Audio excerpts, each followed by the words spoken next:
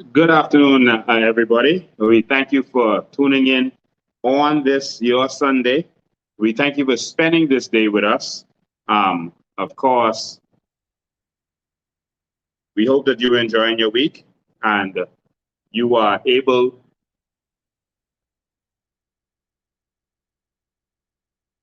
you're able to stay with us for the entirety of this one. This one is an important one. This one is an important one. This is an important message that we have for you today. This message is how we're going to go into the new Bahamas.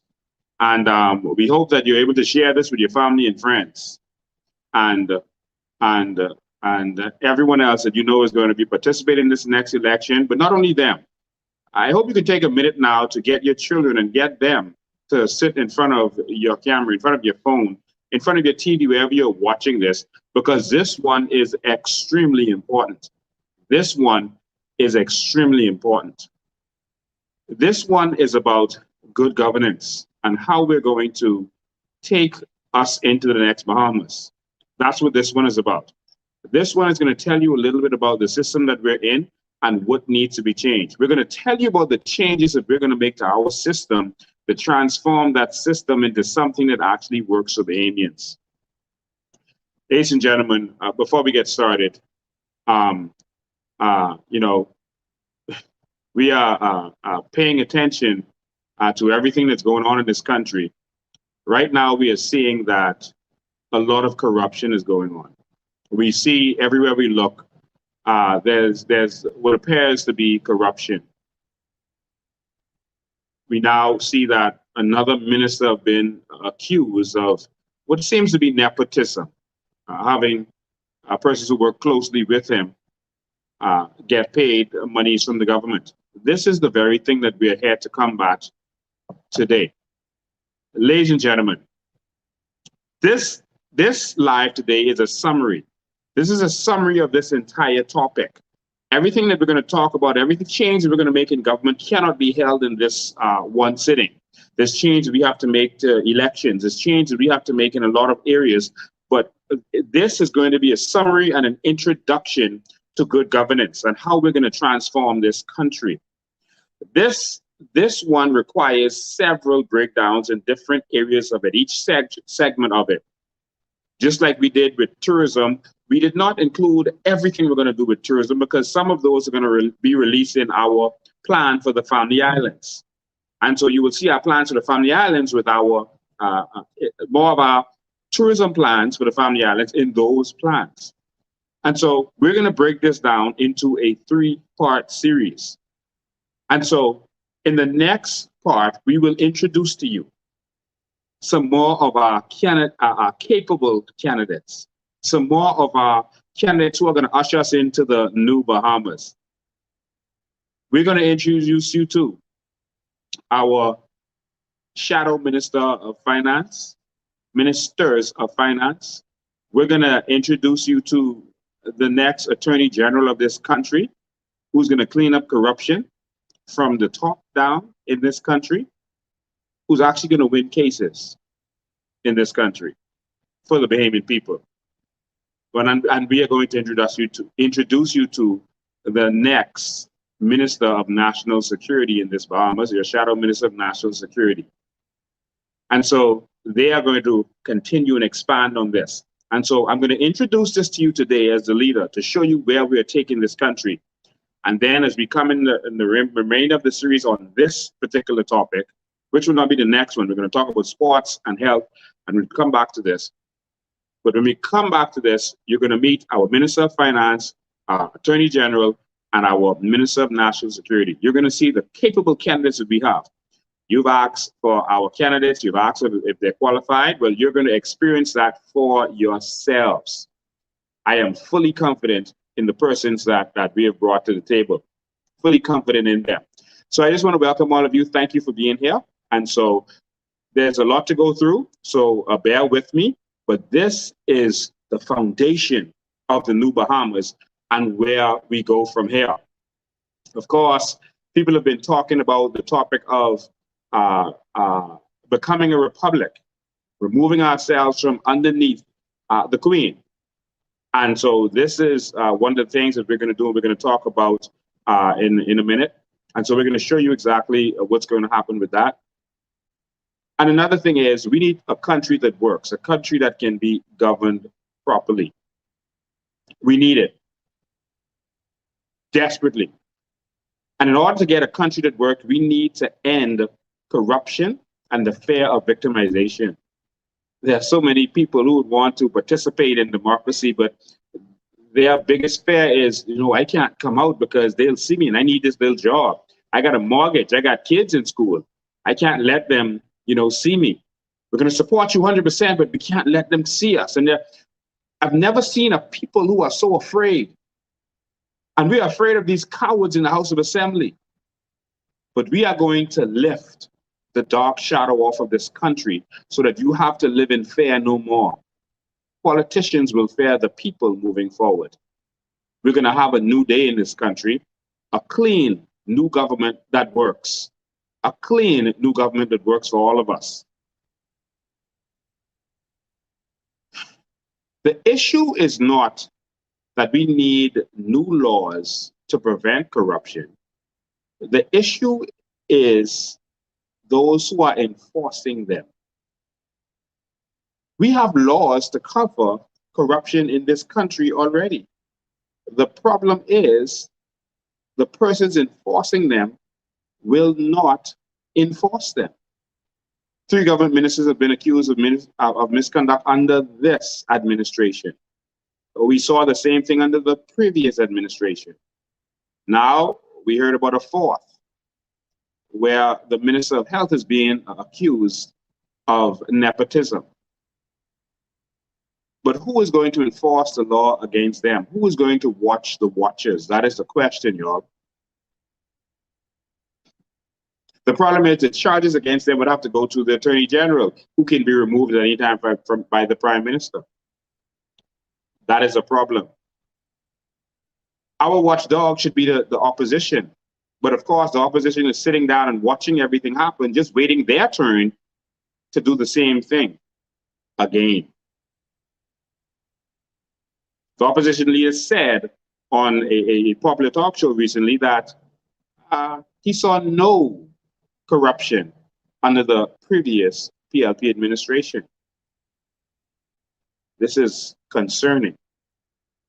This means that you're planning to head down that same road. How is it that everyone else saw it, but you didn't?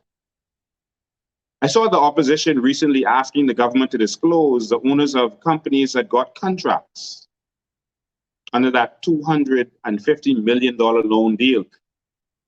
But the problem with that is the leader of the opposition is in charge of the Public Accounts Committee. And as the head of the Public Accounts Committee, he can subpoena any document he wants in this country. In fact, he can subpoena anyone to sit in front of that committee and answer questions. And if they don't answer truthfully or they refuse, they can be jailed. That is how powerful the leader of the opposition is. But they make you think that they have no power because they don't want to do anything, because they are one with the government, no matter who is in government and who is in opposition. That's why nothing changes. The leader of the opposition can subpoena, can summons the prime minister of this country right now and make him answer as to who those companies are that they're keeping secret, as to who got this $250 million. Wake up, Bahamas. He can summons that right now. He shouldn't sit down in the media or in the House of Assembly and just tell the government to answer. He should make them answer. They are playing the same old tricks that they have been playing for years and years and years. It's time for something new and something different.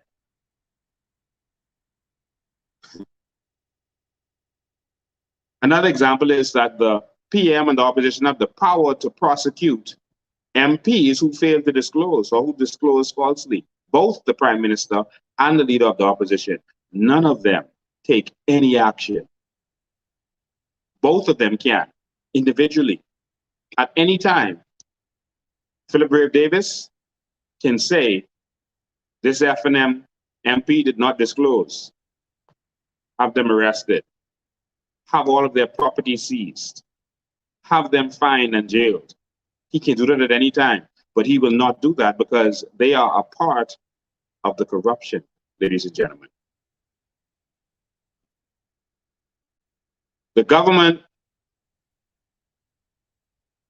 has proposed to pass many laws that will deal with corruption in this country.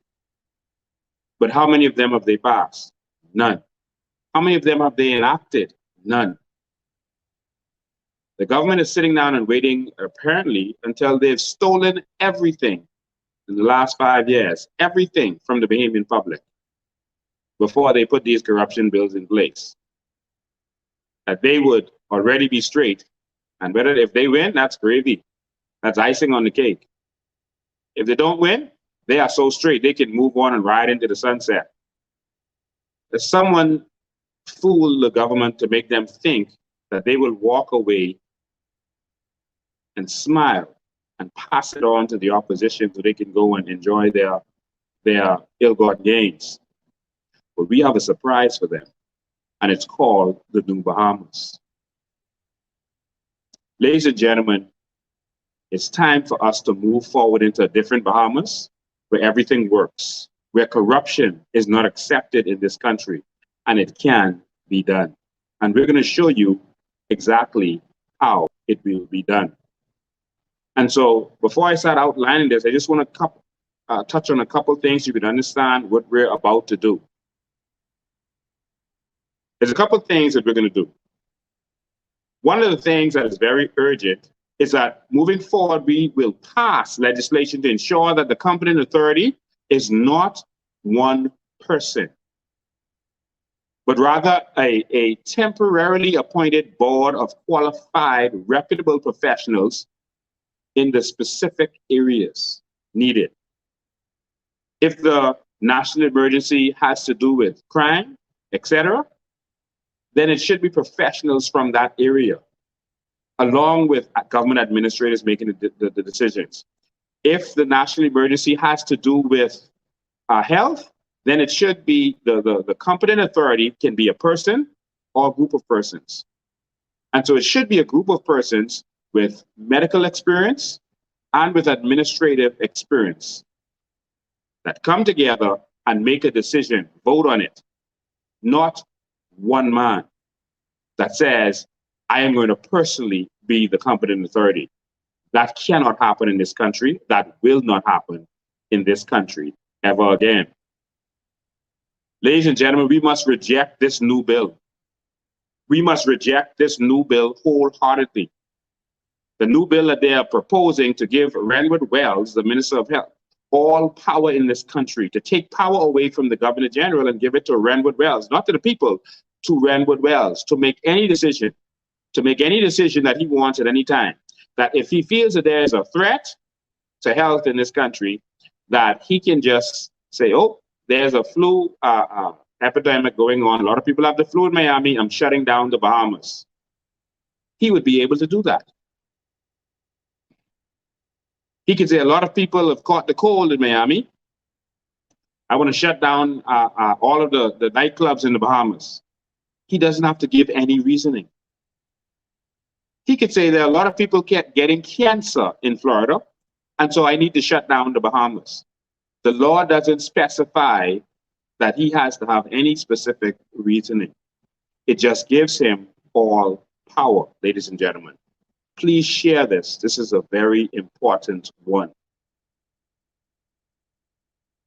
Our goal is to remove the dependency on trust. Moving forward, you will not have to trust your government. You will not have to be dependent on trusting the politicians. In business, they have something called trust but verify. What we are going to do is put proper systems in place, so that you don't have to trust the politician anymore. You will be able to verify everything, and everything will be open and transparent. And once you put the proper systems in place, then you only need to be concerned with placing the right people in place who are going to make sure that the system is done properly. In the Bahamas, it doesn't work because there's no focus on certain areas because a few people in New Providence make all the decisions for the entire Bahamas. This is going to change. A small group of people in New Providence can only focus on so many things. We are all human.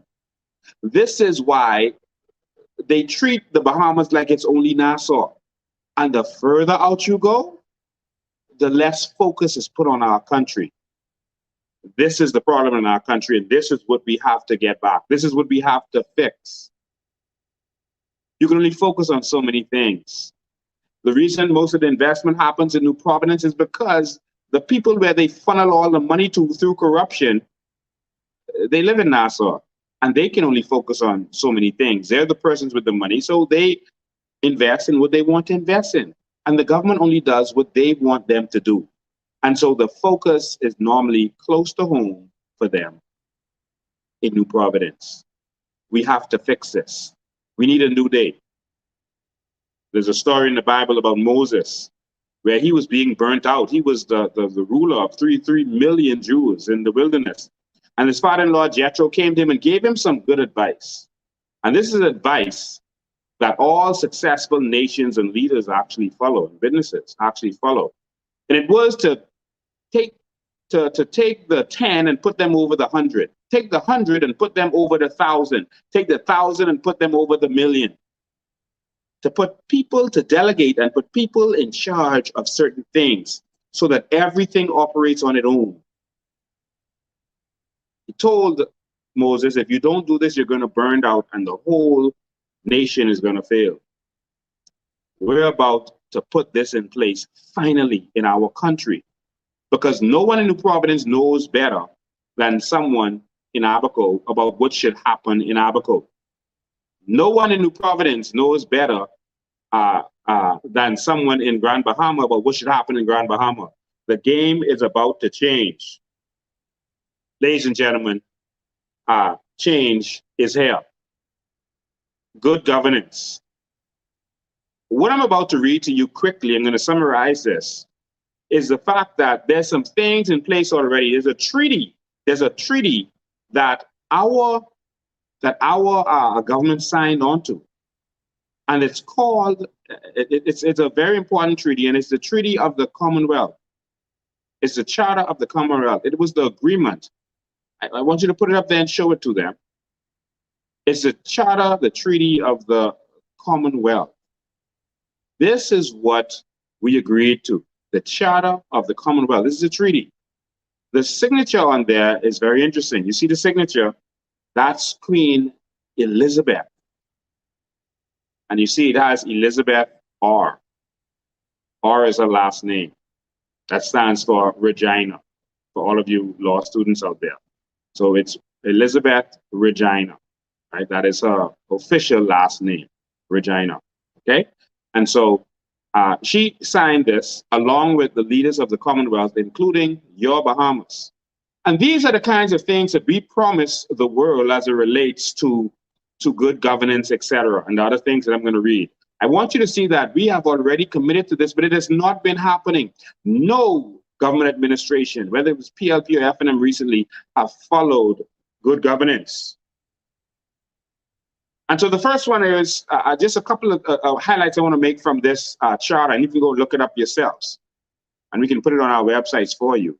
It says good governance. It says, we reiterate our commitment, and this is what we signed on to, our commitment to promote good governance through the rule of law to ensure transparency and accountability, and to root out, both at national and international levels, systemic and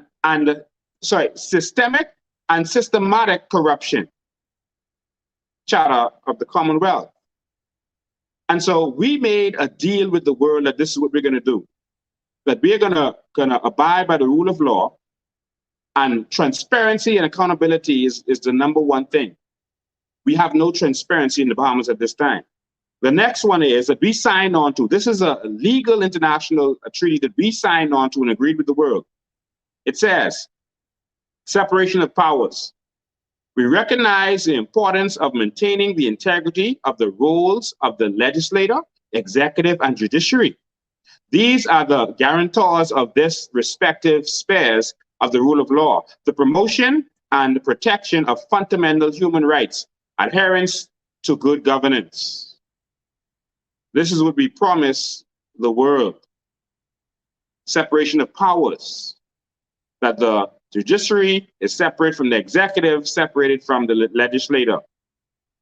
And you're going to keep them in power. Next, the rule of law. We believe that the rule of law is an essential protection of the people of the Commonwealth and as an assurance of limited and accountable government. In particular, we support an independent, impartial, honest, and competent judiciary and recognize that an independent, effective, and competent legal system is integral to upholding the rule of law, engendering public confidence and a dispensing justice.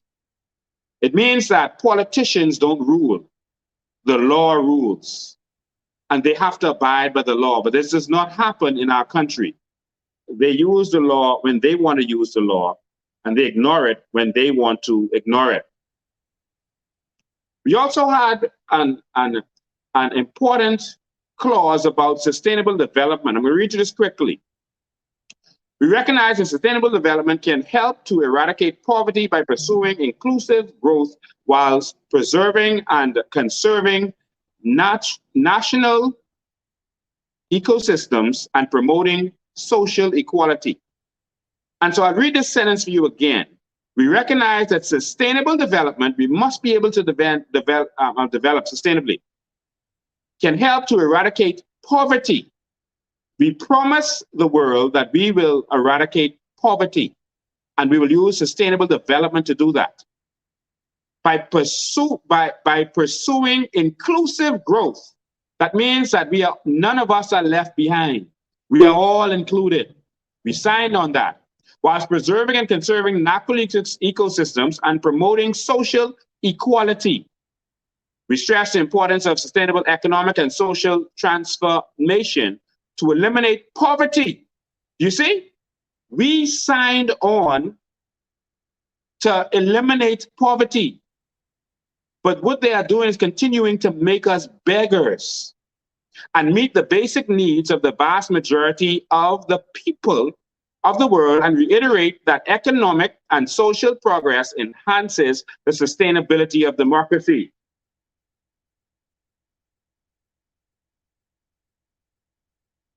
I'll leave the rest of that out so we can continue. I'm going to put that on my website so that you can see that we made certain commitments to the world, that we will eradicate poverty, that we will make sure that we have inclusive growth. We will continue to try to grow as a country, but this growth is going to be inclusive. It won't just be that certain people can come in and take advantage and we get nothing. We signed on to that. I wish I could have read the rest of it for you, but I have to move on.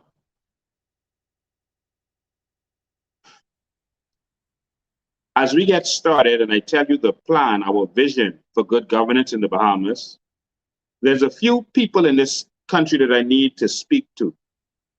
There's a few people that I need to speak to, and I'm going to start by speaking to the people of the New Bahamas. This is my promise to the people of the New Bahamas. This is our promise to the people of the New Bahamas. I'm speaking to you. People of the New Bahamas, you will not be treated equally. I said that correctly.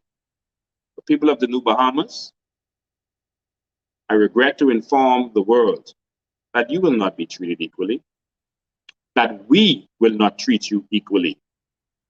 There will be no equal treatment for Bahamians as it relates to foreigners. Bahamians will be put first. We will put you first. In this Bahamas, no one is equal to a Bahamian. You are number one. You are first. This is the only country where you can be first. Think about that.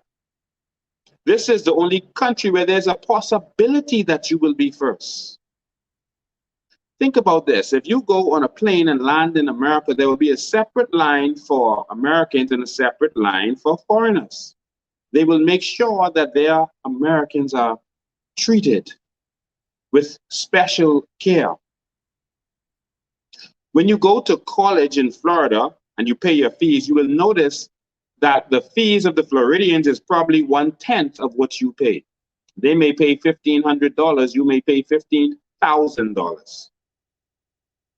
Because there's no obligation for them to treat you better than they treat themselves. People of Bahamas, I repeat to you, you will not be treated equally in the new Bahamas. You will be put first.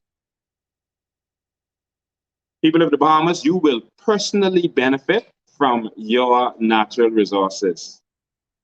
You will spend every hour, we will spend every hour of every day on a mission to empower you. We will spend every hour of every day focused on how we can make this nation better for you. That is our commitment. How we can give you health, education, access to land and electricity. These will be considered human rights. Health, education, access to land, electricity, and broadband. These will be human rights for you in the Bahamas.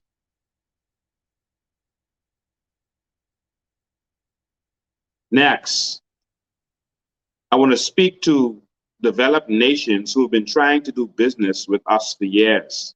These first world countries and other nations that have come here to do business. This is my promise to you. A promise to developed nations. We apologize on behalf of the Bahamian people for the corruption that you have experienced in trying to do business in this Bahamas. Every few years, under every administration, you've cried out to us about our corruption. Politicians, about our corrupt politicians, but we did not listen.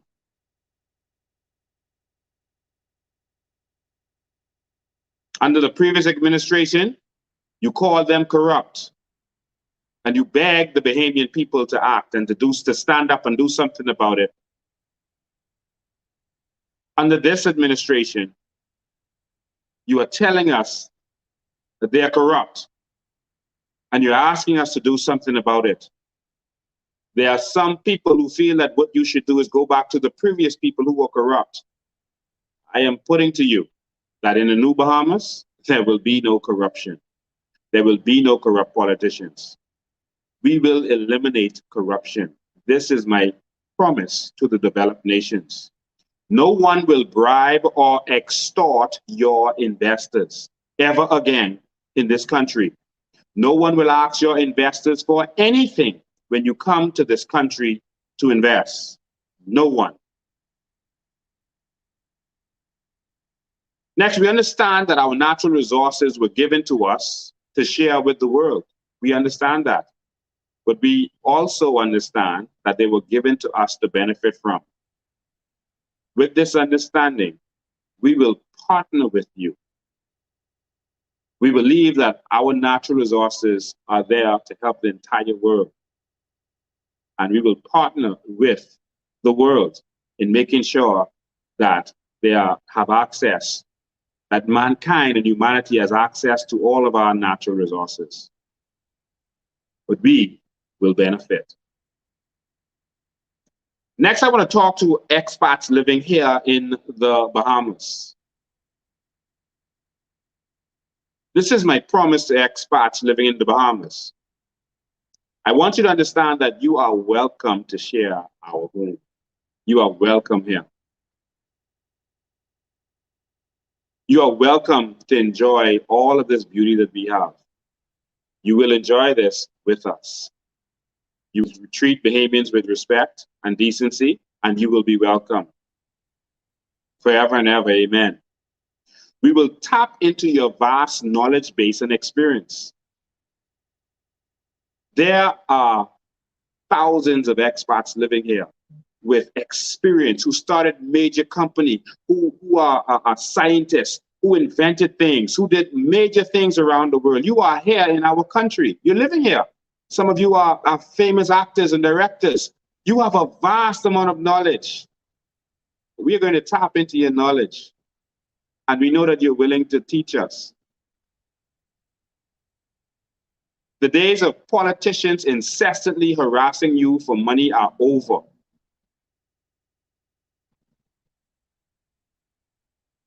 Get evidence of any politicians who harass you. Get it in writing. Record them if you have to. Pay them in checks.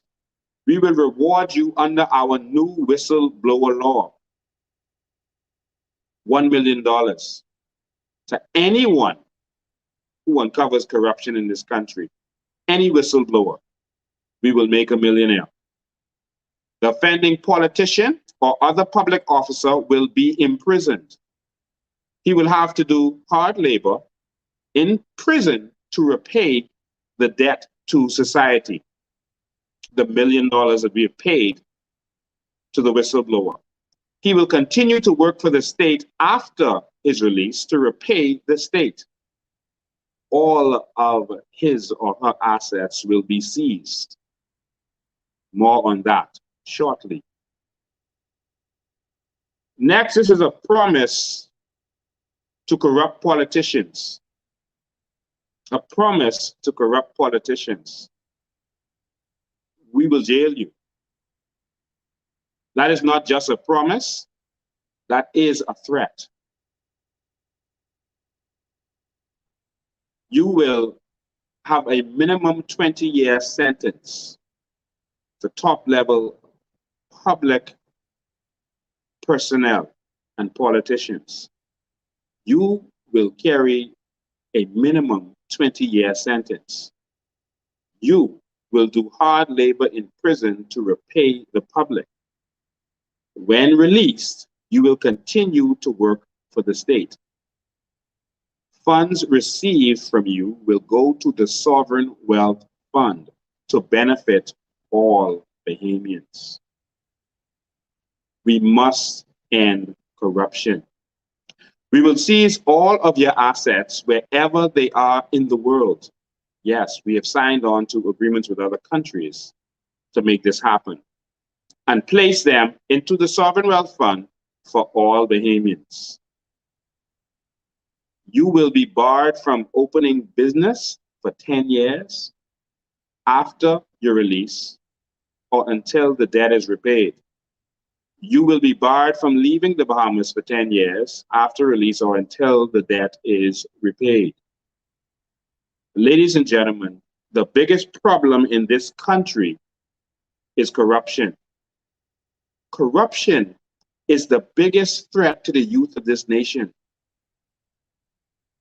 Corruption causes our youth to not be able to live their dream, to live their purpose, because there are corrupt persons with all of the money clogging up all of the business in this country, clogging up all of the money, and keeping your children as slaves, making sure they don't get the best education, making sure you don't get the best health care. Corruption is doing that. The biggest problem in this country is corruption. Our immigration problem is caused because of corruption. Because persons with the money are bringing foreigners in to work as slave labor. Our immigration problem is causing us to cause other foreigners to come in and buy out all of our land, buy out all of our businesses, buy out all of our property. We have no problem with sharing what is ours, but we don't want to be excluded. In the New Bahamas, you will not be excluded. Ladies and gentlemen, moving into the New Bahamas, our crown land, that word is going to be changed. It's going to be called our land. Simple, isn't it? There will be local policing agencies and national policing agencies. All government documents will be on the blockchain. I'll explain all of this very shortly. Ladies and gentlemen, in order to go into the New Bahamas and get the good governance that we have been promised for years but never got. We have to put the policies in place. So immediately when the government comes to power, if they do not give you what they promise in terms of Freedom of Information Act, the new Bahamas and certain things going in place, hit the streets immediately, because that government has been lying to you. The policies they put in place show if they're going to be transparent. If the government says they're going to be transparent, but 4 years later, they've not given you the Freedom of Information Act, you know that they lied. Look at the policies that are going to be put in place.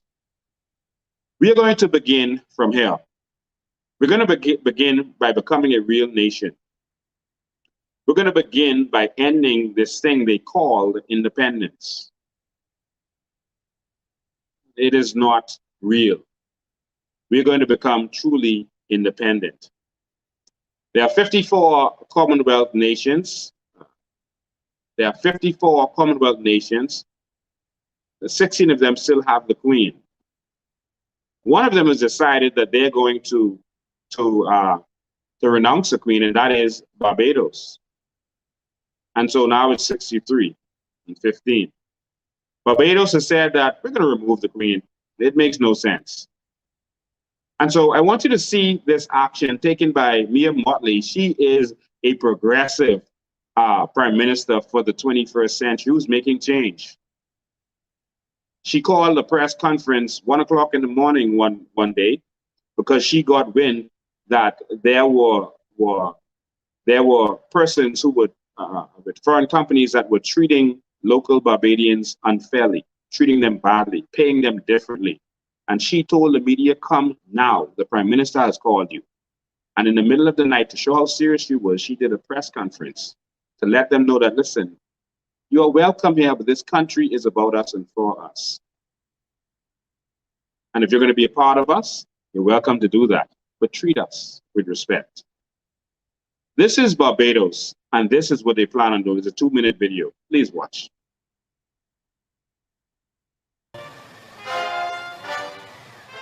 Looks like a royal visit in Barbados, but this is the state opening of Parliament. The Queen's representative about to deliver a historic message that will mean this pomp and ceremony will no longer take the same form on this island. The country's Governor-General, Dame Sandra Mason, with a speech written by the Prime Minister, Mia Mottley, in a similar format to what we would see here, the Queen reading out Boris Johnson's words. The time has come to fully leave our colonial past behind. Barbadians want a Barbadian head of state. This is the ultimate statement of confidence in who we are and what we are capable of achieving. The Queen first made her visit to the island as head of state in 1966. Later on in that year, Barbados would go on to achieve independence. I love her. The monarchy have made several visits. Here the Queen is again in 1989. The most recent visit by Prince Harry when he was representing the Queen on the 50th anniversary of Barbados' independence. You are a remarkable nation, and I have no doubt that you have a remarkable future ahead. Little did he know that just 4 years later, that would no longer include the Queen. But talk of her removal as head of state has been going on for a while. This time, Barbados' Prime Minister has put the decision front and centre of her new policy agenda, recently pressured by Barbadians challenging the status quo in the era of Black Lives Matter. We need to break the ties not long time ago. So if they decide to do it next year before independence, I pray that I'll be around to see it. This isn't the first Caribbean country to take this step. Guyana removed the Queen as their head of state in 1970. This happened less than 4 years after independence. Then in 1976, Trinidad and Tobago did the same, followed by Dominica 2 years later. Jamaica hasn't done so yet, but their Prime Minister has talked about whether they'd be next. Barbados is expected to stay in the Commonwealth, a voluntary association of former British territories. The country's colonial history first began in 1625, becoming a centre for the brutal transatlantic slave trade. Freedom from slavery happening over 200 years later. Modern-day Barbados wants a different future, as a republic, no longer having a head of state over 4,000 miles away. The question for other Caribbean nations is, will they follow?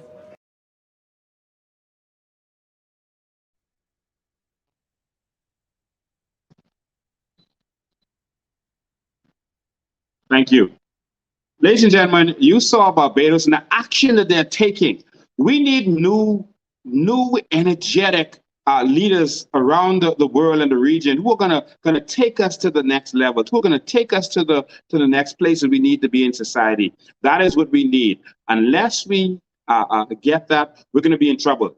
And so the first thing we're gonna do is we're gonna become a republic. We're gonna become a real nation, so that we can be respected when we come to the table. We're gonna become a real nation who knows its values and knows the value of its assets. That's who we are, a real nation and a real people. And so we are going to become republics. So I heard them asking if Jamaica is going to be next. No, we are going to be next. We have a few months before election. And so if Jamaica doesn't become independent before us, we are going to beat them to it. We're going to become a real nation, man. What is it that we're holding on to? What is it?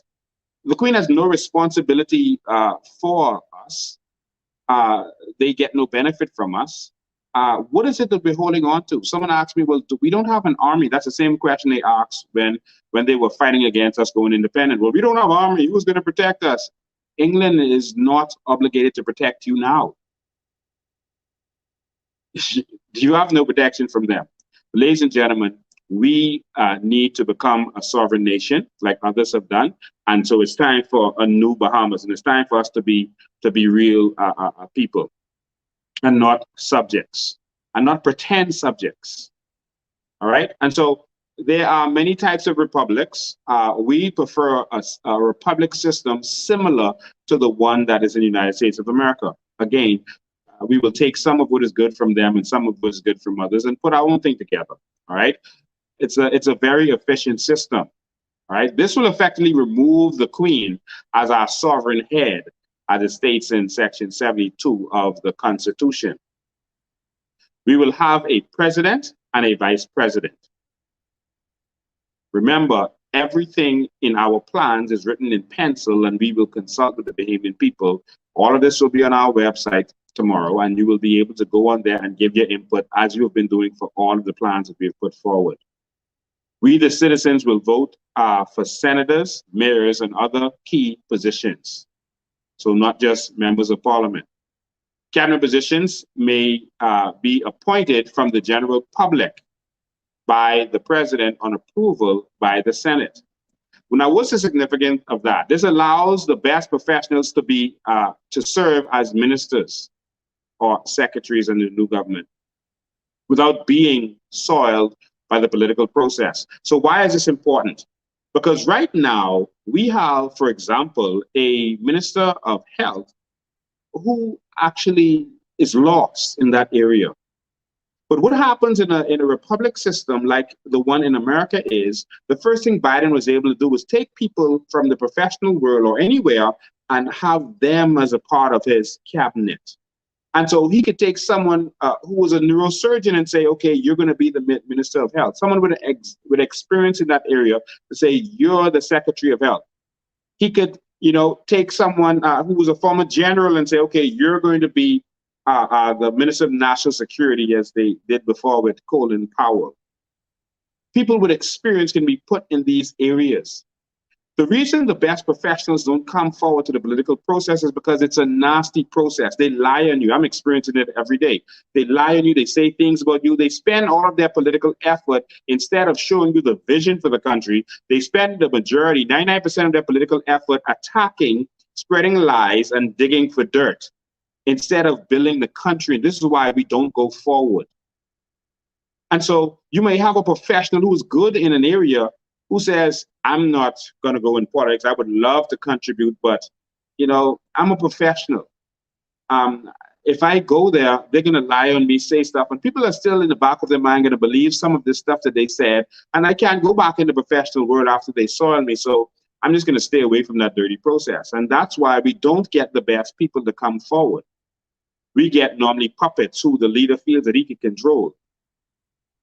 And so in the New Bahamas, we want to be able to have persons in the cabinet and approved, they go before a Senate board, and the Senate board is able to question them and put them together.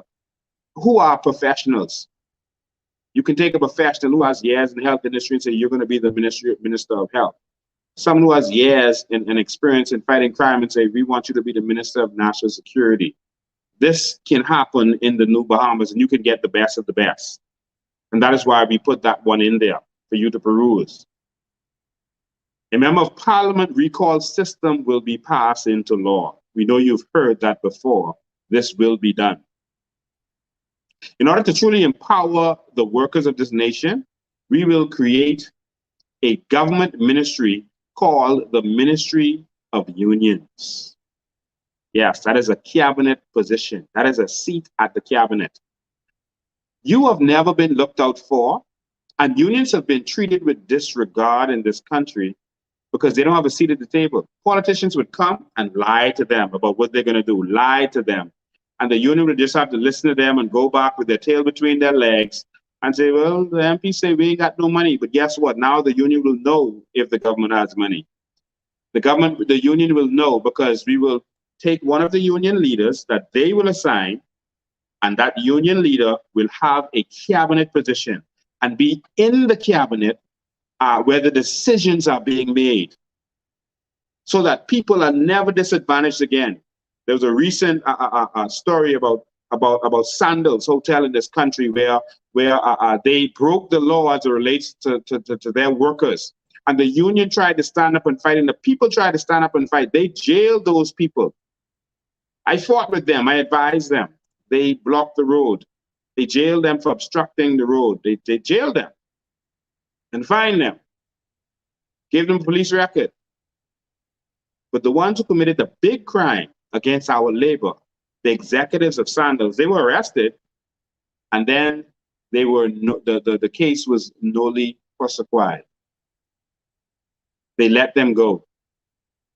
Not even with a slap on the wrist. They let them go, hug them and kiss them and say, sorry, y'all had to go through this for breaking the law in our country. This is going to change.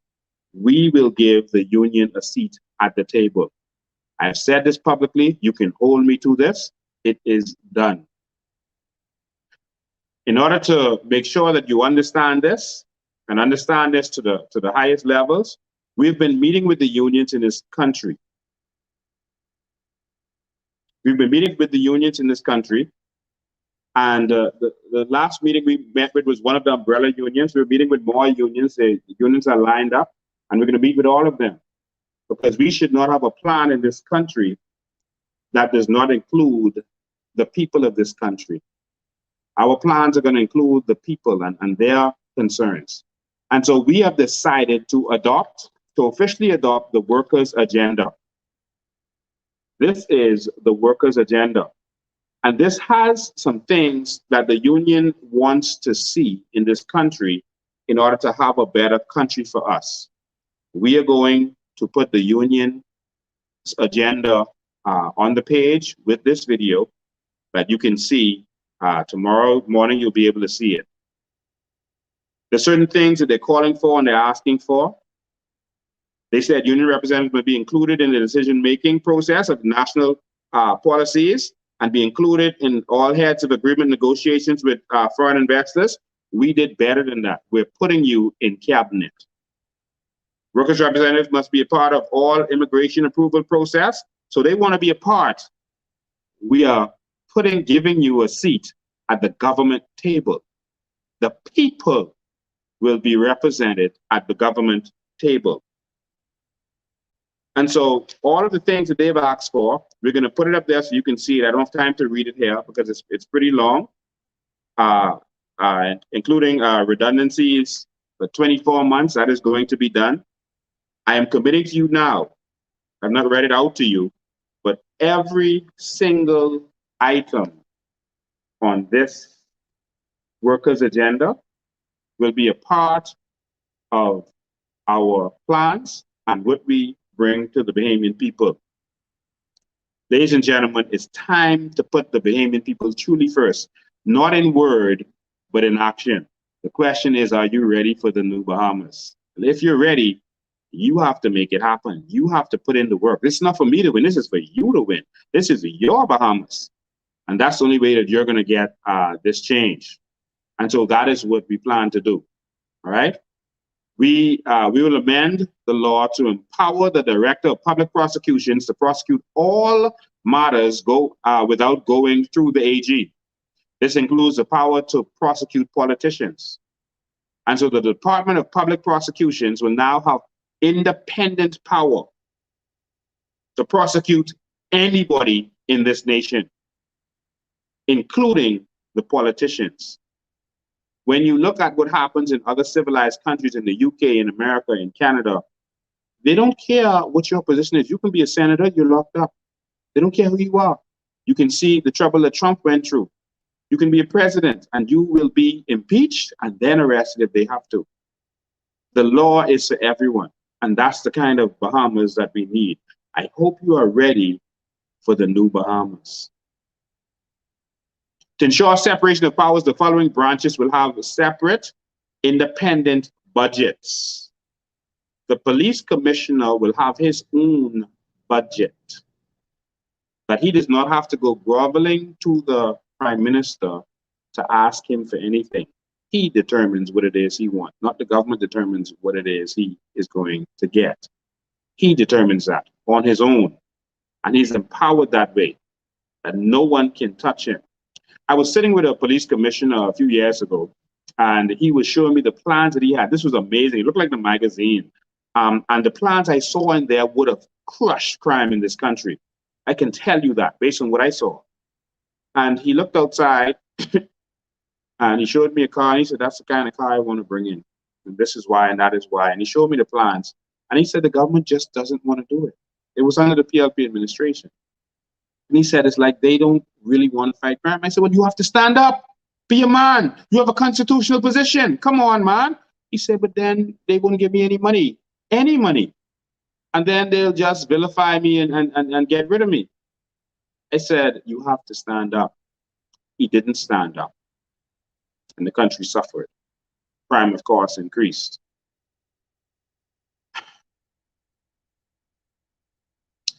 Ladies and gentlemen, we will institute a proper Freedom of Information Act, which will keep the government honest.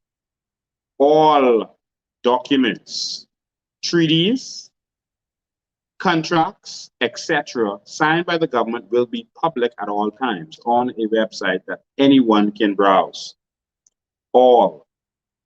There will be no secrets other than the stuff that relates to national security.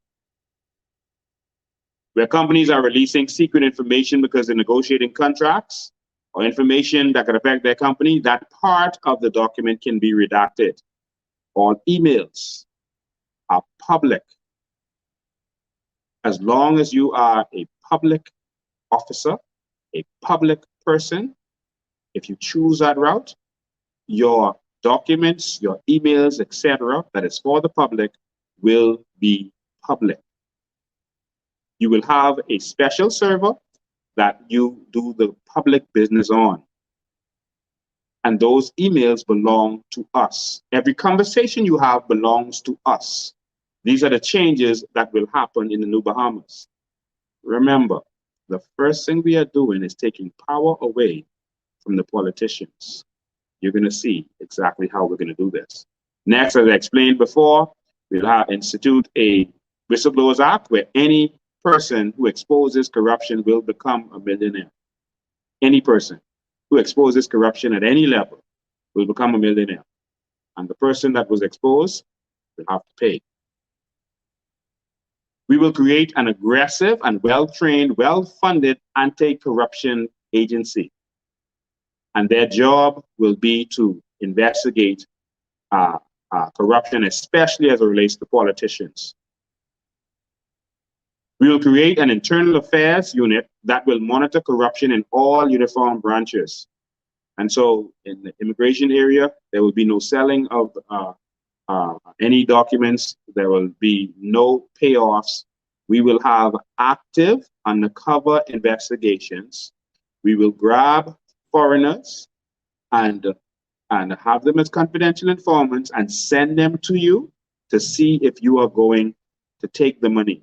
If you take it, you will be arrested. They will investigate this properly to ensure that we have no corruption in this country. Police officers, you will not get paid for tickets anymore on the side, but we will pay all uniformed branches handsomely. You will be paid to be on your job, to protect this country. You will not have to look to anyone for a dollar. We know you have suffered. We know your pain personally, and you will be taken care of. We will give certain investigative powers to the press. Did you know, or did you notice that a lot of the big investigations that end up happening in the United States of America, for example, might start at the New York Times or the Washington Post because of an investigation they did and put in their paper? Then the feds jump in. Then the DEA jumps in because of the investigation that was done. And because it was done, it has to be dealt with. Well, in this country, once an investigation takes place, so if one of our famous media persons do a proper investigation, even if they don't go and report it, we must look into it. The uniform branches must investigate, whether it's immigration or police or customs, etc. They must investigate it. You're going to see more on the uniform branches when we release national security. You're going to be amazed by the plans we have for that. It's going to blow your mind. And so we're going to give investigative power to the press. There will be no more disrespecting the press.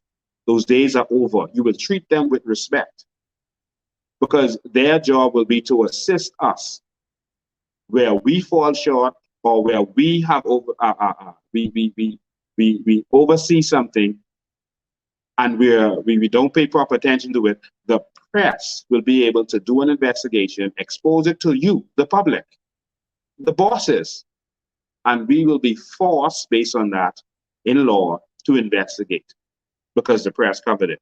And that is what the Freedom of Information Act will make sure they have the power to subpoena any documents. The press will be able to ask for any document in government. There will be no more secret deals. And you're going to see how we're going to deal with this in a second. And so the next thing I want to cover is island states. The next thing I want to cover is island states. We are initiating something called island states. I'm excited about this. We will pass legislation to transform our family islands into island states. Think about this. The success of the U.S. is not that it is a nation, but that it is many nations in one. That's what makes it so powerful. All of these powerful nations come together and they are one nation. Europe actually followed this model and created the European Union. They saw the success of it with America, and they said, you know what? We're going to stay separate countries, but we're going to be one. We're going to work together. And they became a coalition and joined themselves together. America is a coalition, but it's a different type of coalition than Europe is. They're also a coalition, and they came together to work together. And it's powerful. It's working for them. We will do the same thing. The implementation of island states will decentralize each island and give islands autonomy over their affairs. It is our view, and I'm going to say this again, that politicians in New Providence should not be operating the day-to-day affairs of the family islands. We believe that if each island is able to control its own economy, that they would have economies as big as Barbados or Bermuda or the Cayman Islands or even Jamaica or Turks and Caicos. Think about this. The Turks and Caicos, which is like a family island, is a country with billions of dollars in revenue. It's a country. Imagine if Abaco could be like a country, but within our country. Imagine how powerful we would be. The secret to take the Bahamas to the next level is to empower all of the family islands. And that is our focus. And we're going to make them like their own island states together, that is going to be powerful as one. This allows each government to control its own economy. Larger islands like New Providence, Grand Bahama, Abaco, etc., will be island states. The smaller economies for now, like those in the Michael constituency, will come together to become one state until their economy grows bigger. The revenue made in the state stays in the state. A royalty from the state to the central, a royalty will be given from the state to the central government so that the central government can continue to operate. But it will not come from Nassau and pray that it comes back to the family islands. It's going to stay in their economy. And they pay a royalty to the central government for being a part of this federation that we are creating. States will create and manage their own budget. We believe that each island state would have major economies if this was able to happen. Each island states would have a person, administrator, who is in charge of it that we call a mayor. It's like a governor, but we're calling them a mayor. We'll explain in a minute. And that takes us to what we call central government. Sorry, city government. City government. States will be divided into districts, also known as cities. So you can call them districts, you can call them cities, but it's city government. Each city will have a chairman. Right now, today, we already have the laws in place for all of this. It's called local government. And right now, local government has administrators, it has chairmen, and it has chief administrators that operate. And it's a similar system, except they are not empowered. They get their instructions, the budget, everything from the central government. They are not a part of the decision making. If it's something that they want to do, members of parliament are coming and interfering and telling them who to give contracts to, when this should not be the case. We're going to clean up this system. And here's how we're going to do it. And so the chairman will be, and so the chairman is like what they call, the chairman is like what they call a chief administrator or an administrator now. The chairman will be responsible for chairing the board. They are responsible for creating and managing the budget for their city or district. Each city will have a board that they now call townships. There are townships, and then there's a council. And townships come together to make up the council. They take several people from each township on an island, for example, and make up the council. Not everyone, but maybe 2 people from this township, 2 people from that township, and they make up the council. All right? We're going to do this differently. So each district will have a board. So in New Providence, for example, you can take several constituencies, put them together. For example, those that are in the same economic kind of status and they're together geographically next to each other. For example, Pinewood, South Beach, Bamboo Town could be one city. You can add Nassau Village to that and you have a city. Okay, that's a district. And then you take other areas that are next to each other, like you go in the east and you can grab certain areas in the east and put them together. And that becomes a city. And this is how we break it down. Each of those cities in New Providence, each of those cities, because of the population, will have a mayor. All right, on the Family Islands, you'll have townships, boards that we call townships now, that will have a chairman, and then the mayor will be over the island. Okay, I'll break it down some more. We'll take questions afterwards, you know. So the board will create the budget and submit it to the Island State Council. So you don't have to go to New Providence to determine what has to happen in your community. Your community knows better. Moores Island knows what it needs. It knows what it wants. Moores Island knows that it needs to repair the dock. And so the people of Moores Island will say, we need a dock. Let's take it out of the budget. Let's get that done. someone in New Providence will not remember you. They will not care about you. And so we need a proper system where you determine what happens. And people are getting left out on the Family Islands because we're depending on Nassau too much. But this is happening because of corruption. This is happening because of corruption. Because they want you to be dependent on the politician, to have to come and beg the politician to get whatever you want, and that's how he keeps you under control. Those days are over. We are taking it from the politician and giving it to the people. I hope you're ready for the new Bahamas. And so this is the new way. Someone in Nassau doesn't know the needs of Abaco. Someone in Nassau can make a decision to sell the dock in Morgan's Bluff because they don't know the importance of the dock in Morgan's Bluff. It's going to change, and we're going to put power in the hands of the people. And so the board will create their own budget, and they will submit it to the island state, and the decision will be made. The mayor on the Family Islands is the chairman of the council. You'll have a treasurer who is the administrator to make sure that the money is operated properly. He'll show you how the money is going to be done in a minute. He will make sure he's to make sure that the money is dealt with the way that it's supposed to, and everything goes right. All right, for the entire district or city. All right. The clerk or secretary will sign off on whatever needs to be signed off on. There'll be other positions to monitor the upkeep and manage, to monitor upkeep of the city and to manage procurement. So there'll be positions to make sure that that is managed properly. Potholes and that kind of stuff, they're going to be a thing of the past. They're going to be people with responsibility in the city. You don't have to wait for the hope that the ministry sees or knows your, but no, there'll be people with responsibility for dealing with that.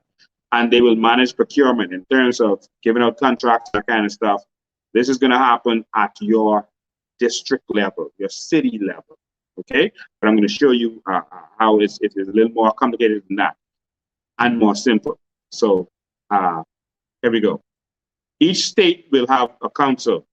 Every constituency of the city who voted in the prior election will have a seat and a vote on the council. Every single Bahamian will have a vote on their council for their district, their city. All of you. You will have a say in what happens in your community. So if you're in Moores Island, you don't have to depend on them calling a town meeting and hoping that you come to the town meeting. We're going to show you how we're going to get this done and how this is going to make sense. You will have a vote. You will say what happens in your community. No more begging the member of parliament for some speed bumps through your corner. Those begging days are over. You and your community will decide what happens. If something is not happening properly, it's you and your community. You will have a complaint process. If your mayor isn't operating properly, he can be fired, just like mayors in the United States. Persons on the council can be fired, just like in the United States, if it is not being done properly, if it is not being maintained. If corruption happens, they will be fired and go to jail. There were famous mayors in the United States, Kwame Kilpatrick, who from Detroit, who went to jail. Mayor Ray Nagin, who was the mayor when they were dealing with Katrina, he went to jail because he gave some contracts out allegedly. And so we need there to be accountability. We need persons in government who can be fired if they don't give you what you're supposed to have. You shouldn't have to wait 5 years to fire the member of parliament because he wasn't doing the job. But guess what? You're not going to need the member of parliament for anything in your community. It's going to be the local job to make sure that the community is dealt with properly. Let's continue. All elections must be non-partisan. When you run in the elections, it must not be a PRP FNM coalition election. This one is not about politics. This is about the running of your communities. We must put partisan politics aside and put the best people in place. We will put laws in place to make sure that this is non-partisan. Only persons residing in a district or state may be elected. So the persons responsible for making sure that you have a drainage in your area is going to be from your area. So he is going to want that drainage. She is going to want that drainage. The person to make sure you get that speed bump lives in your community. You're going to get that speed bump. Meetings may take place in person or via some video technology. The role of the board and councils are as follows. The role of the boards and council are as follows. I say this because, for example, in Grand Bahama, they have townships that have chairman, but in Grand Bahama, they don't have townships. They have, sorry, in Freeport, they have a council. So the townships normally make up a council, but in Grand Bahama, they just gave them a council with no township. So it's different according to what area you're in, but it all works out to the same thing. This is the role of the councils and the boards, the city boards, to create and manage the annual budget, establish long and short-term goals and priorities, monitor effectiveness of the programs, repeat all those for you, to create and manage the annual budget. So they will manage the budget, they will create them and say, this is what we need. Establish long and short-term goals and priorities. They determine what needs to happen, the goals that need to take place in this community, and what it needs to be the priority. Do we need a dock now? Or do we need to eat now? Do we need to spend $35 million on a bridge? Or do we need the hospital roof to stop leaking? Do we need $35 million on a bridge? Or do we need a hospital now? Do we need $20 million on sidewalks? Or do you need more police cars? Do you need $20 million on sidewalks? Or do you need more beds in the hospital? You are now going to determine that. And so if the government puts a hospital in your district, you have say over what happens because it's in your district. If the government puts a school in your district, the district is now responsible for that school. And so we don't have the government being late every time because they're trying to manage everything and be everywhere and have corrupt deals with all the contracts. So who's going to know? There's going to be people with responsibility. So if the school in your neighborhood, in your district that your children go to isn't ready, it's because you didn't get them ready. And your counselors will have to be fired and replaced. There's going to be accountability, y'all. The 10, over the 100, over the 1,000, over the million. Let's organize this country better so that we can work properly and we can get rid of corruption. We can see it as it's happening. There's more. Wait, it's going to blow your mind when you see how we're going to do this. And so your job is to monitor effectiveness of the programs. Whatever programs that you put in place, it's your job to monitor the effectiveness of that. Now, there's going to be a federal government that oversees everything. Their government is to make sure that you're operating properly, you have everything you want, that there's no crime going on, that there's no corruption going on, that you're behaving yourselves. That's the job of the central government. We're going to oversee performance. The board is going to oversee performance of the district public employees. So if you work in that district, even though you're working for the public, you're working under the district.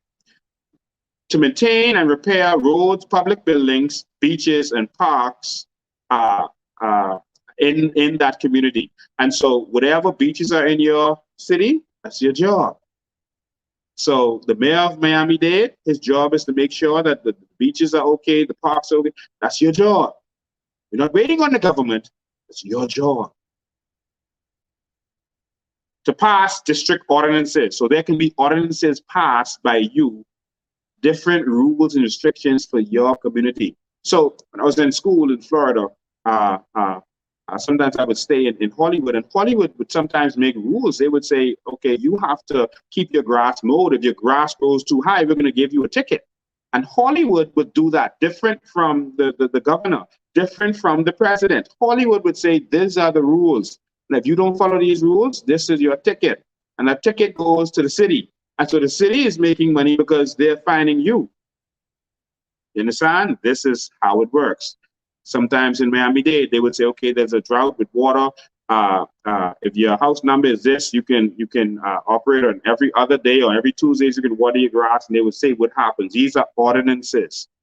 And so the city in the South may say, well, these are the ordinances for the South because of what's going on. And so you're going to have the power to do that. The city will be able to enter into legal contracts. They will be able to regulate and monitor land use and zoning laws. They will be able to determine, and this takes all the red tape out. The city already knows what's happening. They have a JP in their area. They know who owns what's supposed to happen where, and they can make certain determinations. As the city grows, you might determine that, for example, in my area, Pinewood Gardens, you for the most part have to walk all the way or drive all the way out to South Beach, to East Street South, to get a store or to get a gas station. You might decide you need a gas station closer in our community because it's now big. When it was small, that was fine, but now it's big. And so the city where Pinewood is located will be able to say, we need gas stations in this community now. But it's your decision, okay? You'll be able to regulate and monitor land and zoning laws, regulate business activity through licensing and regulations. So regulate business activities through licensing and regulation. So when you need your business license, you're not going all the way out to Ministry Works and that kind of stuff. You are going to your area in your community, and they're going to make sure that you have your business license. Our constituency now, remember, is a bigger city. You're going to go and get your business license from them to do business there. When I go to Florida to do business, I don't have to see the governor. Like when a foreigner's come to this country or someone comes here or someone wants to do business, they got to suck up the MP. You got to meet the MP. You got to go meet the governor. No. I have no reason to see the governor to get this business license or to get this piece of land. That is dealt with locally. That is what you do. And so we're going to transform that. Let's change the game, y'all. You're going to be able to get business licenses in one day. In one day. More on that later. Regulate public health and safety. So the local city district will be able to regulate public health and safety, communicate policies and programs to residents through PSAs, websites, and mobile apps. So their job, the city's job, will be to communicate with you through mobile app, etc., websites to tell you what exactly is going on, what is happening. I'll tell you more about that in a minute. They will respond to constituents' needs and complaints. So no more having to beg to sit down with the MP, and the MP is ducking you. He don't want to listen to you. No. Your board, your board for your city council will be responsible for your complaints and fixing what needs to happen. And it's going to go directly to them. And if complaints are not dealt with, they will be fired. It's simple as that. It's nothing personal. We need communities that work. Okay? So, and the local board will represent the community to higher levels of government. So when the government needs to meet with the different city districts, the board will send someone to meet with the higher government, to the state government or to the central government. The central government will have veto powers, of course. Central government may carry out a project in a community, but will have to fund it or request funding from the state government to be approved by the council. So the central government isn't blocked out. If they want to do something in that community, they're able to do something. Just like in the States, the governor may say one thing, the president may say another thing. The president can do as he likes, but he will have to fund it from the federal government. And so that is what we are proposing. Next, procurement. And this is talking about contracts, vendors to buy things, buying tissues for the school, buying chairs for the schools, contracts to fix the schools, anything in government. We will form a Department of National Procurement. One agency whose responsibility is to manage all of this so nothing is left out. They will manage procurement for all government agencies. This will allow bulk purchases, which can result in even deeper discounts. One of the things that Walmart does is Walmart buys all of their salmon, for example, from one company in South America. Why? Because if they buy it from all over the place, they're buying less quantity. But if they're buying from one place and they're buying huge bulks from that one place, they're getting their salmon almost dirt-free. And so if instead of this department buying the same thing that other departments would need, no, the government, the National Procurement Agency buys all of the tissue that we're going to need in every single office, all of the paper that you're going to need in every single office, and so that we can get it at a cheaper discount. Learn this from the Chinese. All government departments will place their orders on an online portal. The order will be delivered or can be collected from a central warehouse, and we receive discounts. Instead of doing a bunch of different work, we'll do one work. Now to technology. Technology is how we're going to get a lot of this done that we're talking about. We will use technology as a tool to create efficiency and empower citizens.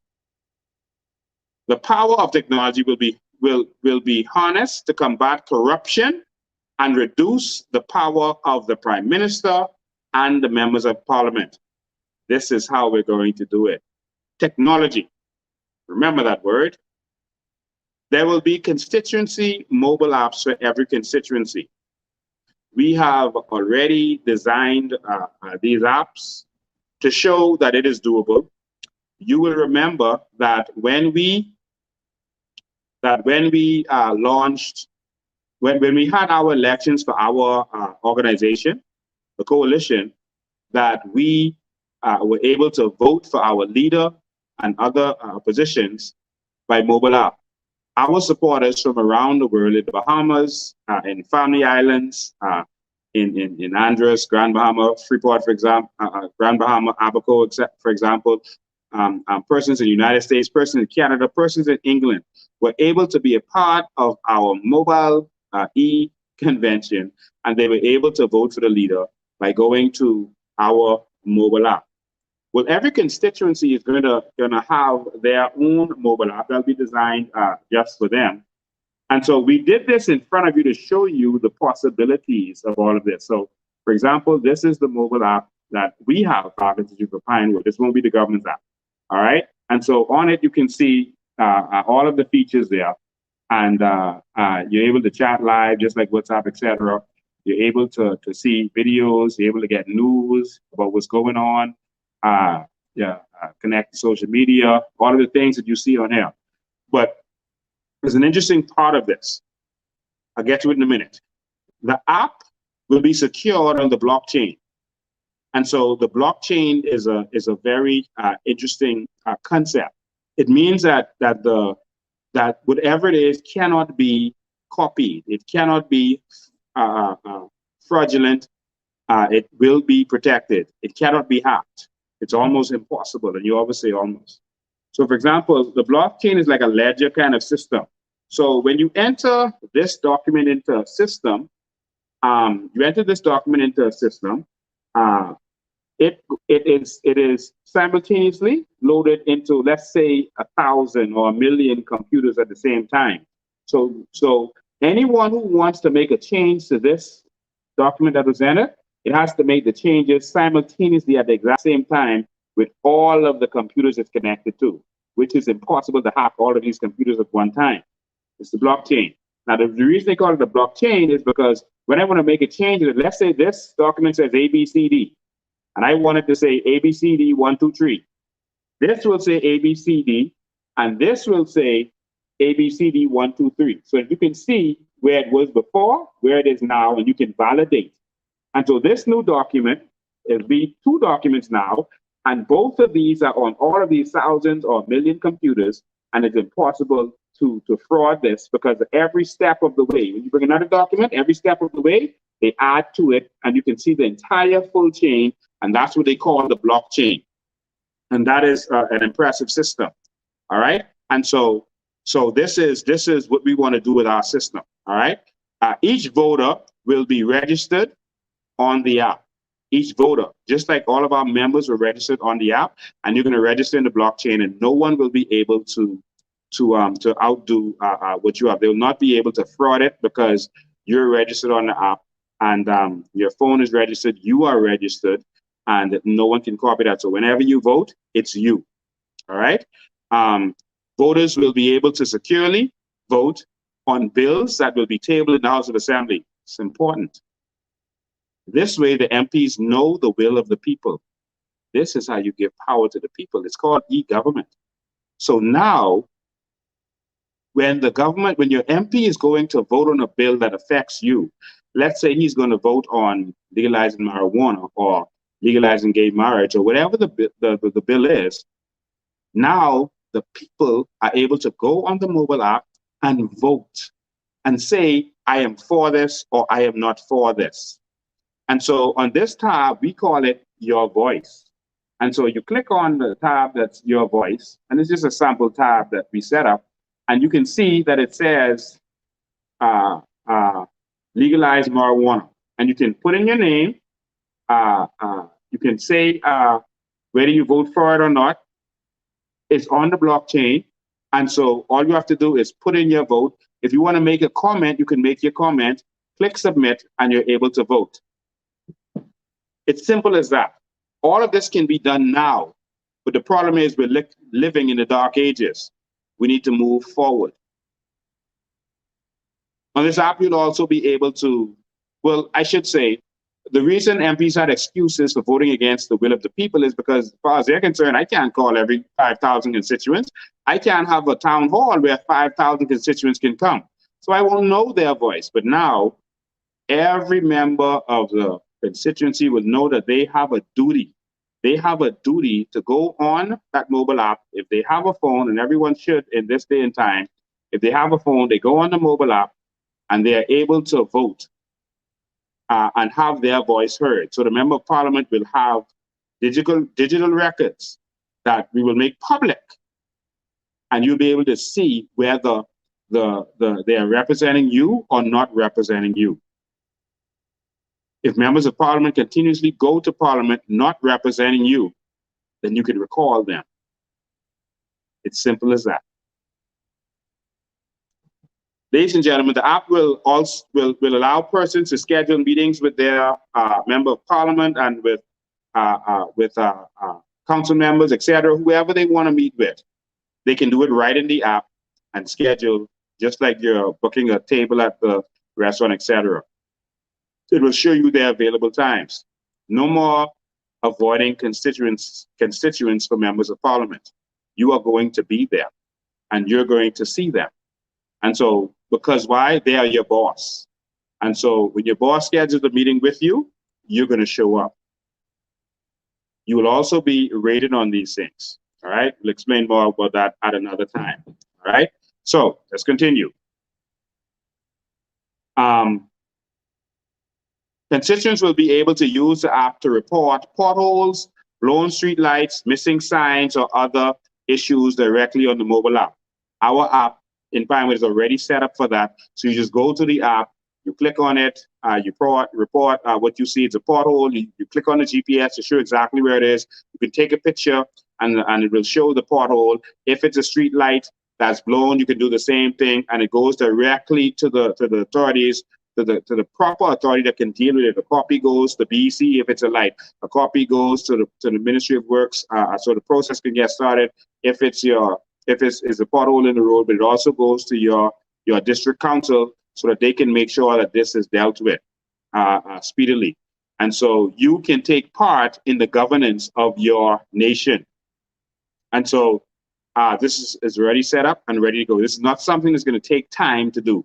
None of the things that we are saying is going to take time. Everything that we are saying to you can be done now. But we're living in the caveman ages in this country, and it's time for us to move forward. A job skills portal on the app will allow persons to offer their services on the app. So you're going to be able to go on the job skills portal on the app in every single district, every constituency, and you're going to be able to say, okay, these are my skills. These are the services I want to provide. And so you can offer yourselves. And persons who need help, they can go and patronize someone in their own community. They can say, I want a Pinewood plumber to patronize them.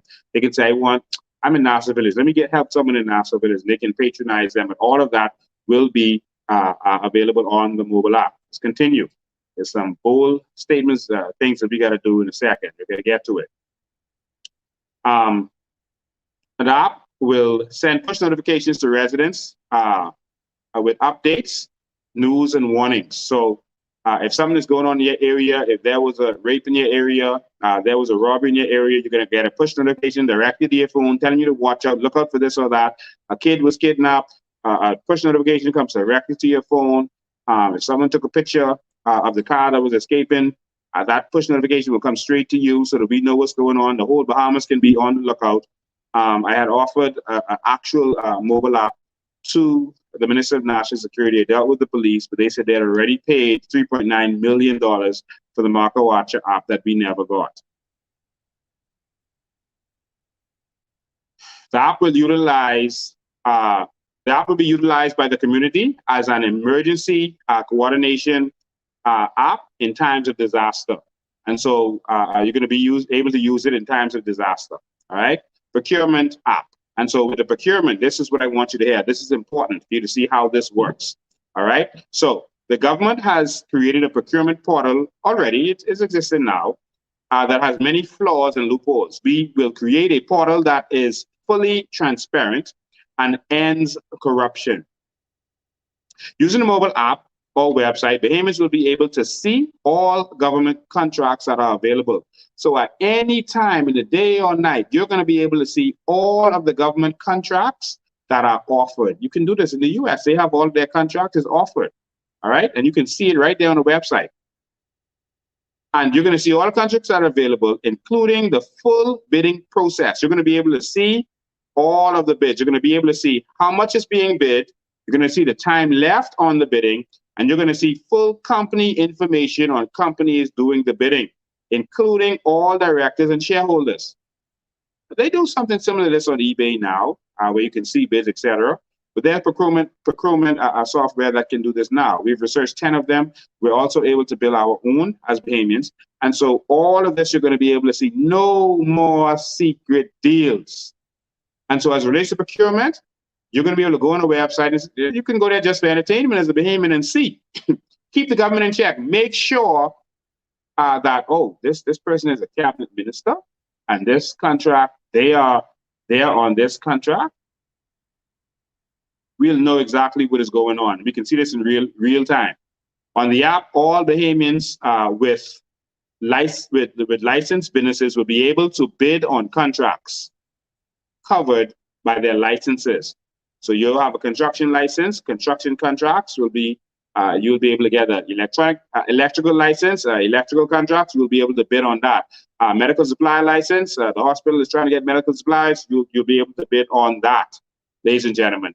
And so once you have a business license and you're browsing, you can go in there, put in your business license information. It's already in the system, and they can know that you do have a business license. They'll verify that it's you, and you'll be able to place a bid. All right. And so on top of that, the identity or authorization will be confirmed by the blockchain technology. So you won't be able to swing this technology. Trust me on that. All right. Business owners will get instant notifications when contracts in their constituents and their industries are available. So if you are in the medical supply industry and the hospital has a need for oxygen tanks all of a sudden, they can put that in the procurement system, say what they need, and you will see a pop-up come up and you say, oh, wow, they need tanks. Let me put in a bid.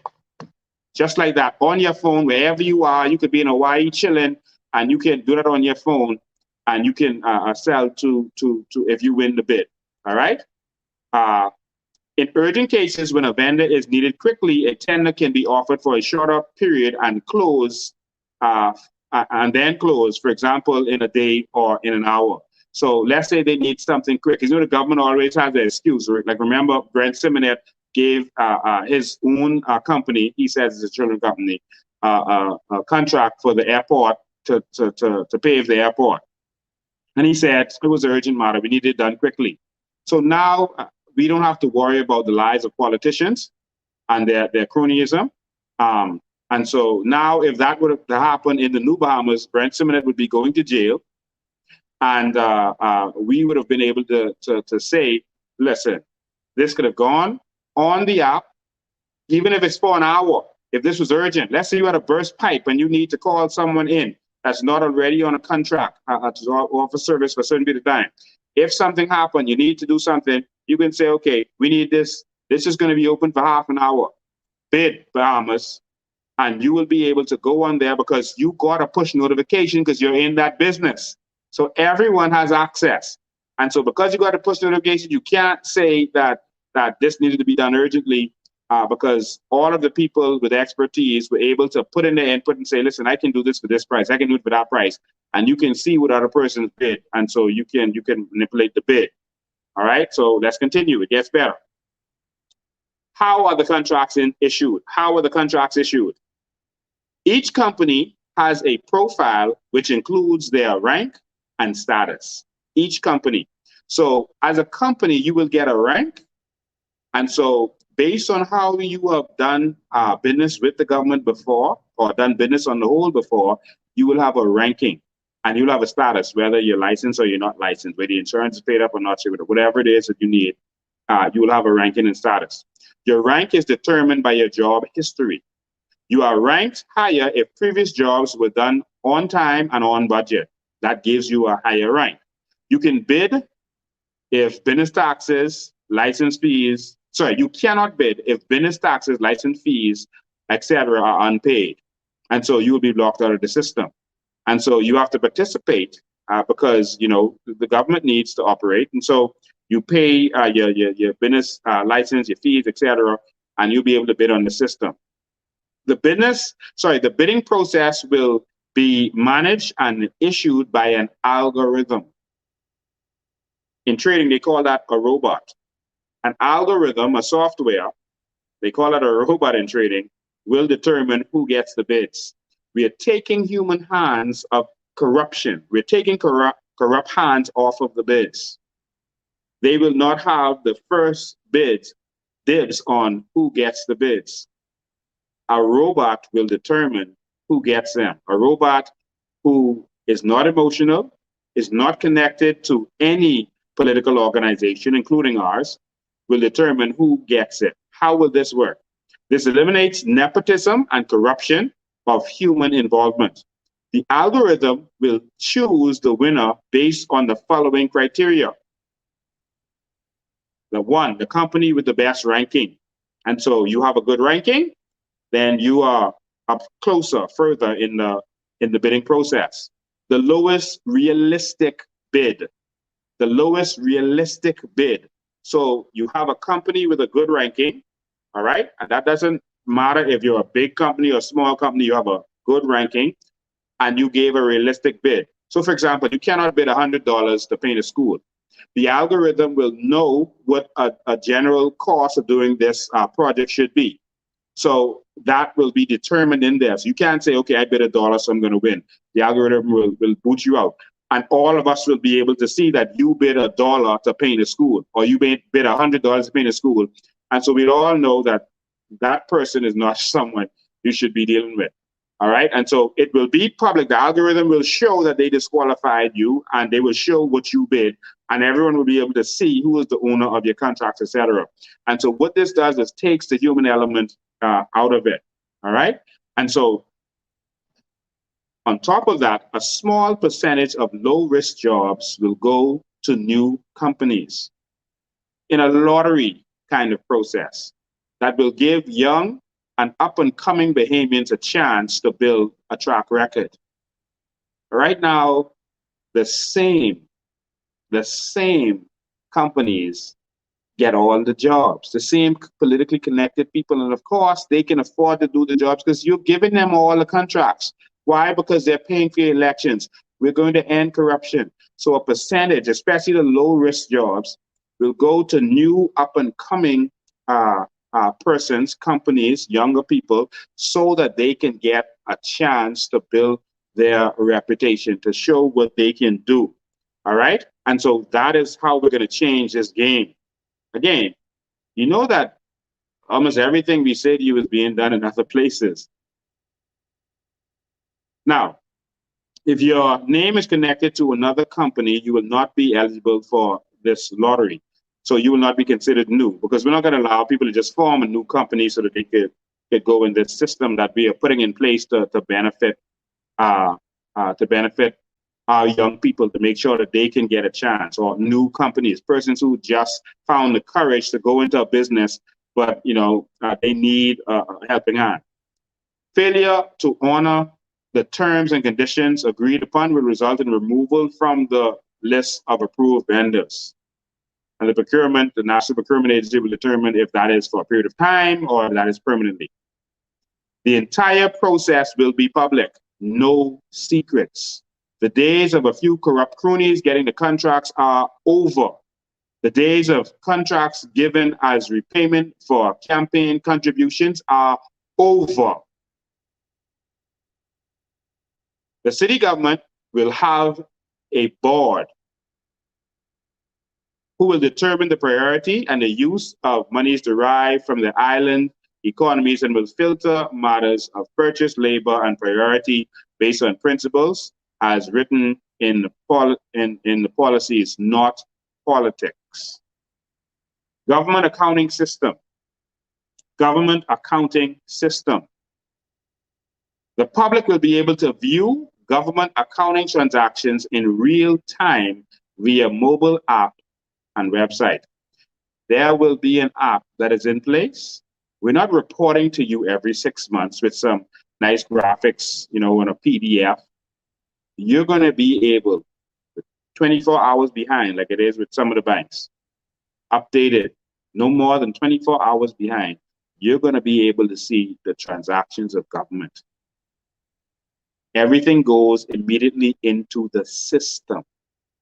And Bahamians can see exactly how much you spent on that trip to Dubai. You can see how much you spent on that trip to New York and how many people you carried, how many tickets you bought. Because the system is going to be just like similar to QuickBooks. You can go to QuickBooks at any time. You can see the entire system. Well, we're going to make that available for the Bahamian people to see. Why not? What is there to hide?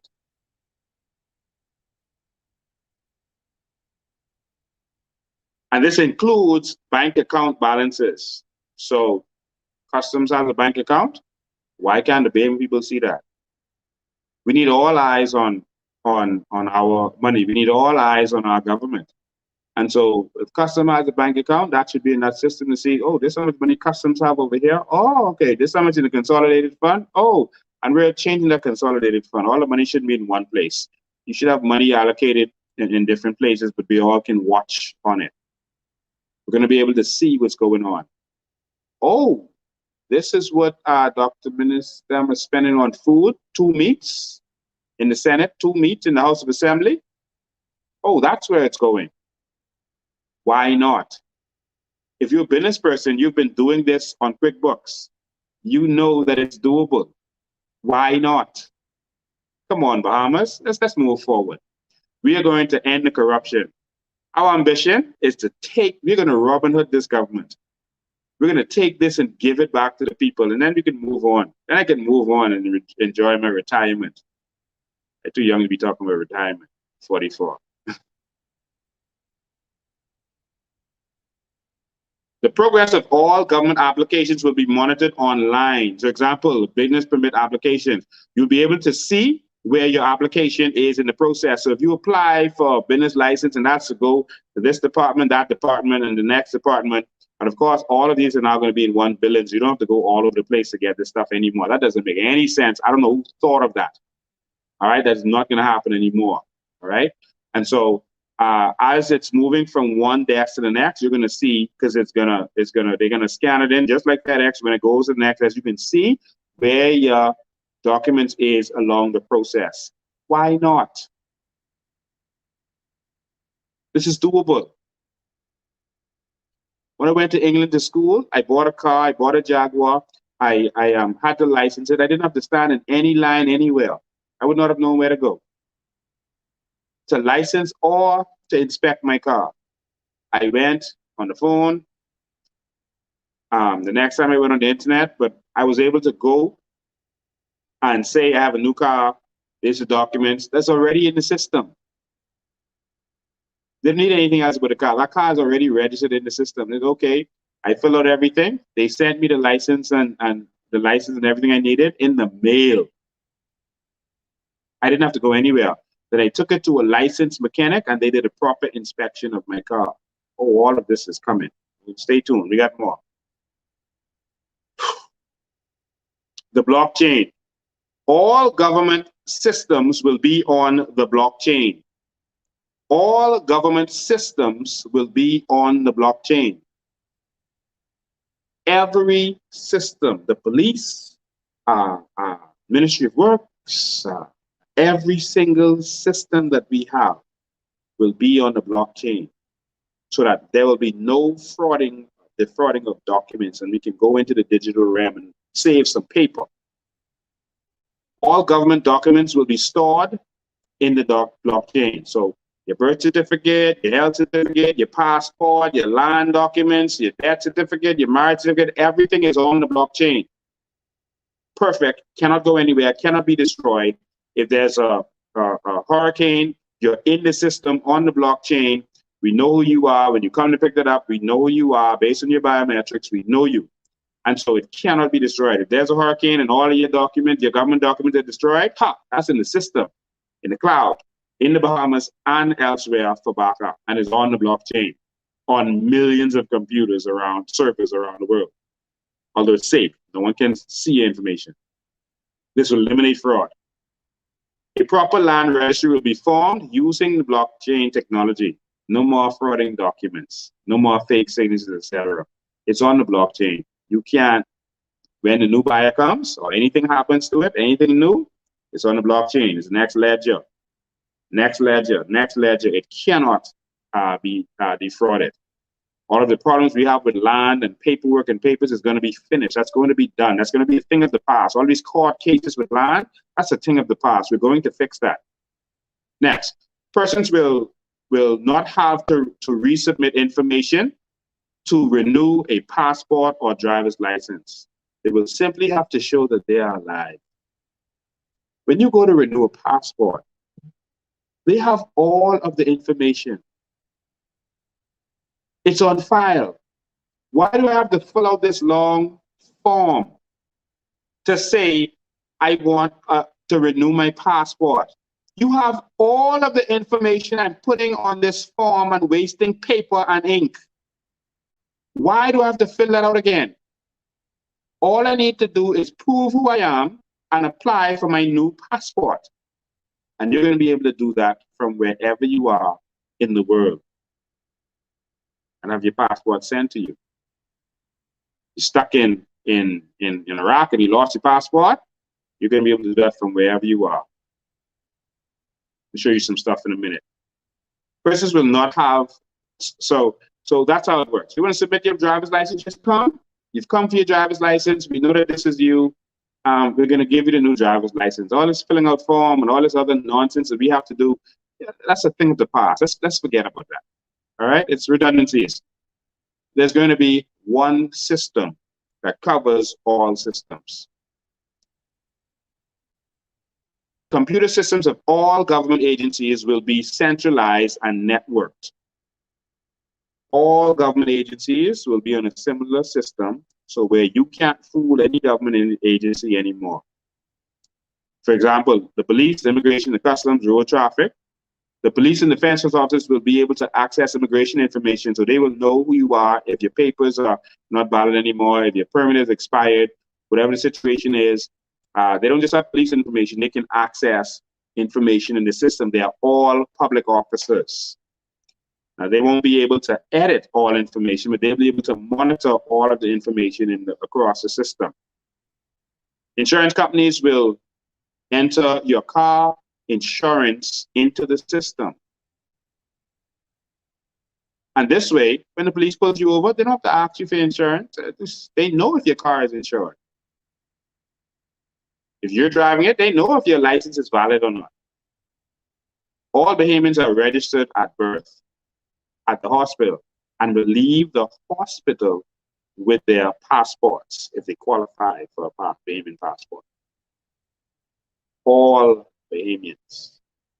The same way it's done in the States. You know, if you go to the hospital in the States and you have a baby, your baby leaves the US with their passport. Here, God, why does it take so long? They intentionally make it backwards because of corruption. That's how they make money. Babies are going to leave the hospital with their passport. Black card. It's going to be something called the black card. It is one card for all of your Bahamian needs. It's your ID card. I want to show you something quickly and show you how other countries do things that make sense. Grab the card up the chair for me, please. This is what other countries do. They do things that make sense, not things that make things harder. They intentionally make things harder in this country because they want to keep control. As some of you may know, I am an e-resident of Estonia. Estonia is a country in the European Union. It made sense for me to become an e-resident of Estonia because now I can do business as if I am in the European Union. I am registered as a resident of the European Union. Why does it matter? Because we are blacklisted in a lot of instances in the Bahamas by the European Union. But because I am an e-resident of the European Union and I can open a bank account there, I can do business there, etc., because I'm a resident, the blacklist don't affect me. This is something that Estonia decided to do. Estonia was a very poor, rundown country in Eastern Europe, and they had no natural resources, nothing. They voted in some young people that they said were selling dreams. And this stuff they talking about, these whippersnappers, they don't know what they're talking about. There's none of this stuff can happen. You know how corrupt the system is. We don't have any money. What are you going to do? How are you going to do this? And they came up with some systems that are mind-blowing. And so, do you know how many people around the world are registering to get these? Because now they can register to do business in the European Union. They're not liable well, they can do business in the European Union. All right? Tax-free while your money is there, et cetera, et cetera. I did a whole online business boot camp that explains to people how to get this done and what to do. But they did this, and it was innovations like these. They even vote online. But this is a card, an e-resident card. With this e-resident card, I can vote, I can sign bank documents, I can do transactions from anywhere in the world, and they know it's me. No one can fraud me. This goes along with a password also. But me having possession of this card and a password tells them that it is me. This was before the blockchain. Now the blockchain makes it even more perfect. And so it comes with something like this. It's a flash drive that you put in your computer. You just open it, plug your card in, just slide it in. And once you slide the card in, you push it in the computer, and that tells the computer and the system in Estonia that this is Lincoln Bain. And I can sign any document, I can make any agreement, I can do anything as long as that's me. This makes absolute sense. I've never been to Estonia, and I'm a resident. Ladies and gentlemen, we're going to have one card that does the following. That card acts as your driver's license. It's a black card. It acts as your driver's license, your voter's card. Why do you need two different ones? This card is secured on the blockchain. It knows who you are. It's proof of insurance, it's whatever you need, because it's the system that really has the information. The card is your authorization. It's connected to a digital wallet and it's a payment card. Also, is going to have your Visa, MasterCard, whatever company the country decides to work with, that you can make payments. You will receive your sovereign wealth fund payments on this wallet, on this card that's connected to our bank. You can access cryptocurrency on that same card. Yep, that acts as your driver's license and everything else. You can do sand dollar transaction on that card. One card for everything. It just makes sense. Every government office that issues documents, such as health certificates, birth certificates, passports, land documentation, death certificates, will be in a complex where relevant government offices are located. We feel that logistics creates much of the munces and gray areas of chaos in the system. Let me say it in English for you. When you go to get your permit, a building permit, you don't have to go all over the place. All of that is in one building. We're going to have mega building for government situations, but you don't have to go all over the place. Everything is done for you behind the scenes. And everything that is related will be in one building. Okay? Next, we are going to issue an Office of the Ombudsman. An Office of the Ombudsman. An Office of the Ombudsman will be created to create a legal structure endorsed by the government to assure that just resolve be afforded to citizenry regarding their rights, liberties, dignity, and sovereignty regarding governmental daily operation. In other words, the Ombudsman will be there to fight for you, even if against the government. The Ombudsman will be an advocate for the Bahamian people. So when the government is doing something that is not in the interest of the Bahamian people, his job, his duty would be to stand up against the government. So for example, if the government is doing some crazy lockdowns, etc., you don't have to depend on some lawyer somewhere to have the courage to sue the government, which most of them don't, unless they're in opposition and then they're doing it because they're going to get political mileage for it. The Ombudsman, his job will be to stand up for the Bahamians. So where Bahamians make complaint to the Ombudsman, the Ombudsman job will be to go after government to get things he needs. The Ombudsman will be properly empowered. Okay? So next, the Ombudsman and the Auditor General will have access to monitor politicians and public officials' bank accounts. Yeah, if you want to participate in politics, not the whole world, it's not for the public, but the Ombudsman and the Auditor General will be able to monitor your bank accounts. Banks will notify the Ombudsman of large transactions of personal and business accounts. Politicians and public officers who cannot justify income will face recall immediately and imprisonment. You can get large amounts of money, you can get $1 million, and you just have to say, okay, I did this job for this person over here, and here's the legitimacy of it. No secrets. You could be a politician and making big money. That's no problem. But we're going to see that. You're not going to turn up building houses all of a sudden while everyone else is locked down and everyone else is suffering. And real businesses are holding off on their investment, but you building big $1 million houses. That's not going to happen in the New Bahamas. See, we're going to put this stuff in place, and then we can move on. If you want to go back to PLP and FNM after that, then do so. But we have everything locked in place so that they can't change this. We know how to do it. We feel that the purpose of the government is to effectively create a landscape where the citizenry are not only protected and empowered, but also governmentally encouraged through ways, both material and intrinsic, to pursue and evolve their own reality from social temperance, construct local economy, national expectation, and the possibilities and offerings of the Bahamian dream. Ladies and gentlemen, I have introduced to you the good governance model in the New Bahamas. Are you ready for the New Bahamas, or do we stay in the old Bahamas? Are you ready for Bahamas that just works? There are countries where there is no corruption. It is possible. We have studied all of them and the principles that they have put in place, and we've taken the best from all of them.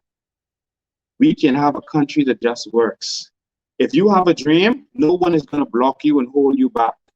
If you have a dream, you're going to have access to capital. No invisible hand is going to block you. Invisible hands will be chopped off in the new Bahamas. The Bahamas will be free and fair for all Bahamians. We will invite foreigners to come into our country and partner with us, work with us. Our expats living here, we will partner with them. We will work with them. We will gather from their information. This will be a country that benefits all Bahamians and all of our guests and visitors. No more grimy hand politicians. No more politicians making secret deals. You see, all of the laws we need are already in place. There are laws in the book, you know. There are laws for corruption on the book. I will end by showing you something that Dr. Minnis did. I'll show you something that he did with his business partner, Shane Gibson. His alleged business partner, Shane Gibson. So I don't know if they're still business partners.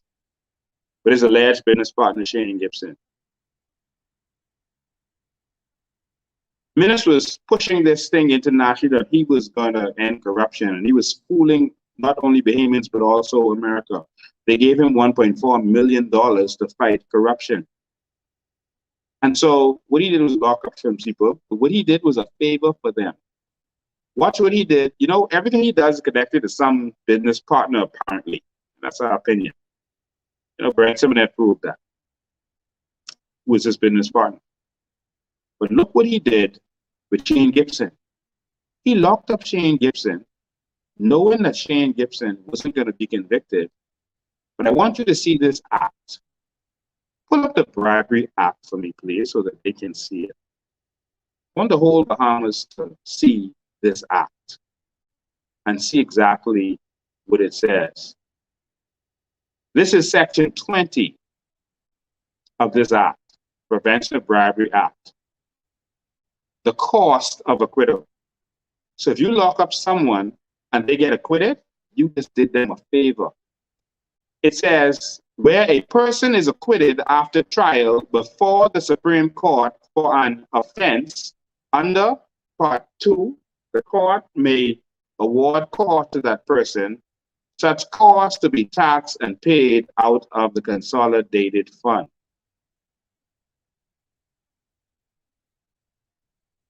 We don't want to just put politicians before the court. We want it to be effective. Put the camera on me. I have made certain commitments to the Bahamian people, to the foreign governments and companies working in this country, to the expats in this country. We're going to have a new Bahamas. We're going to have a true Bahamas. Are you ready? I know that was a lot. I know this was one of the deeper platforms that we've put out. This is just a summary. And so there's going to be areas of finance that you have to understand with this, national security and attorney general, and we're going to present all of this to you and break it down for you. Ladies and gentlemen, I hope you're ready for change. At this time, I'm going to take questions. I'm going to take questions from you. And, you know, we're not afraid to take questions. And we want good questions. We want the tough questions. Remember, all of our plans are written in pencil. And they're written in pencil because we allow you, the Bahamian people, to contribute and stakeholders to contribute.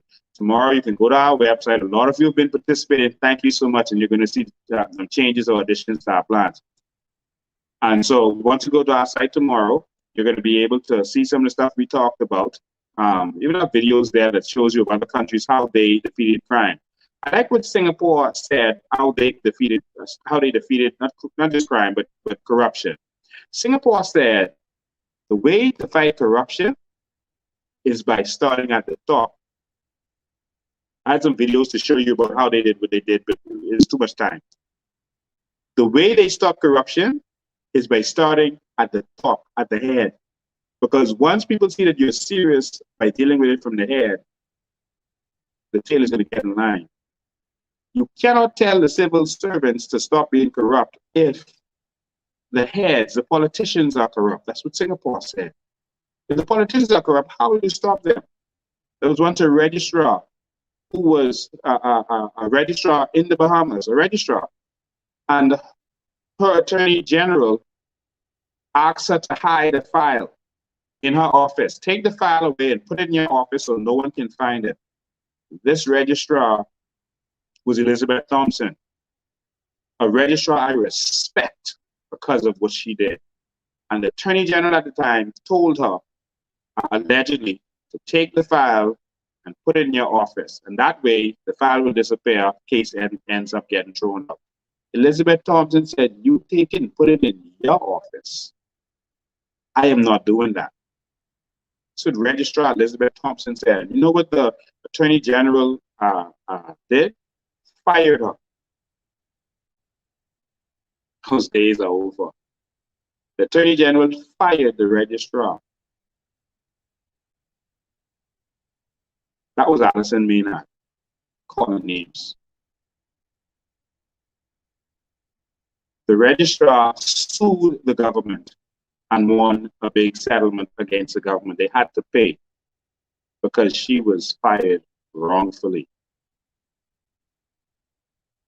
So allegations are alleged, but she was fired and she won her case because she stood up against corruption. Ladies and gentlemen, we want a new Bahamas. We want a true Bahamas. Are you ready for a new Bahamas?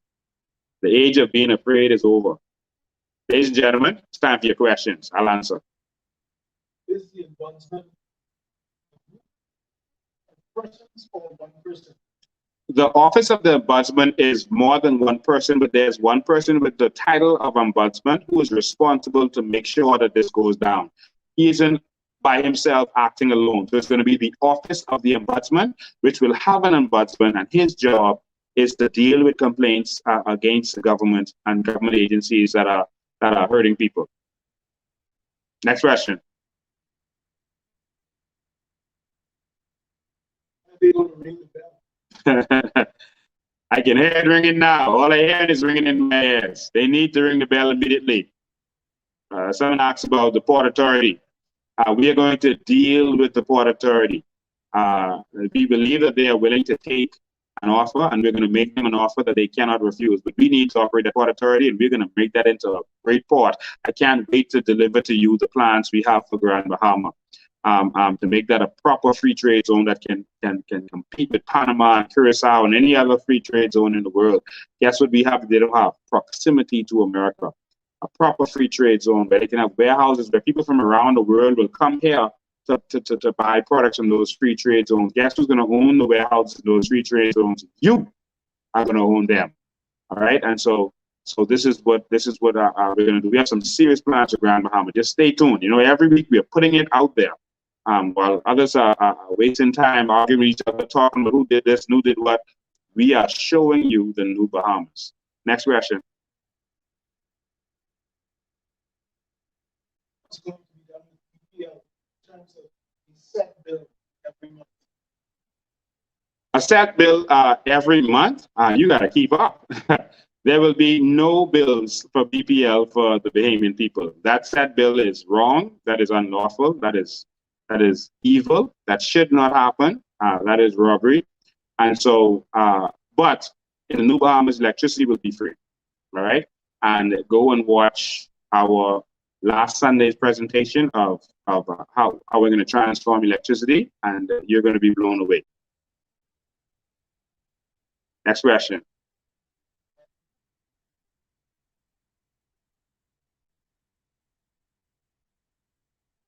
What about courses in governance in junior high school? Yes, we said during our education platform release, that's 3 weeks ago now. You can just go to our page, coalitionofindependence.com. Someone please put it in the comments, coalitionofindependence.com, and whatever / it is. You will see our education platform. that show that there's certain additional courses that's going to be mandatory in this country. All right, and that includes learning about government and civics, the Constitution, etc., African history, agriculture. All of us are going to learn about that. We're going to learn about business, finance, and trading. All right, these are courses that you're going to learn at some point during your high school career. How far do you plan to prosecute corrupt public officials? We plan to prosecute them to the hilt. To the hilt. We're going to be relentless. We're not connected to them. There's no reason for us not to prosecute them. They will go to jail like anybody else. Just like they've dragged your sons and daughters to jail, they will go to jail, just like everybody else. If they made any corrupt deals, they will go to jail. As I said, the law is already in place to deal with all of that. Wherever they have money around the world, we're going to track it down. Wherever they have property around the world, we're going to track it down. And we're going to give it to you. We're going to Robin Hood them. All right? We're going to track it down, put it in the sovereign wealth fund so that the money goes to you. So if they have rental property all around the world, they have rental property all over Fort Lauderdale, yeah, keep renting Fort Lauderdale. They'll turn it over to the government. And the money from that goes in the sovereign wealth fund, and all of us get a piece, even if it's 1 cent each, as ours. We have conceptual plans for infrastructure in municipalities that fund the islands. Yeah, so of course you know that we've been showing you plans for some of the things we've been doing when we released our plans for tourism. You saw that we released plans, literal architectural plans with it, conceptual plans. We are in the process of drawing out plans for every single area. We put real thought into this. We're not just talking this stuff. And of course, the final plans will have to be done. We'll have to go out to tender. So we can't just take the plans we did, because that would be corruption. In the end, we can show you the conceptual, but in the end, the bidding process has to go to an architect who's a Bahamian, and he will get the bidding for that. All right. So the idea here is that we're already showing you these conceptual plans, and you'll be able to see them as they are completed on our website. The persons involved, the personal info, subject to firing, fines, and imprisonment of possessing persons info without a valid reason. Say that again. I don't understand it. The persons involved with releasing personal information for persons be fired, given fines, or imprisoned for accessing person information. Oh, they're asking if persons involved with I forgot to read out the questions to you because I don't think you had the questions. Persons who have access to personal information like the MP's information, etc. I guess you're talking about, or anyone's information. If they will be punished for releasing that information, yes, they will. They will be dealt with severely. So if you are an officer who works in that area or someone who works in those areas, you will not have a right to release it to the public, and you will be dealt with severely if you do so. There will be harsh punishments for you. Next question.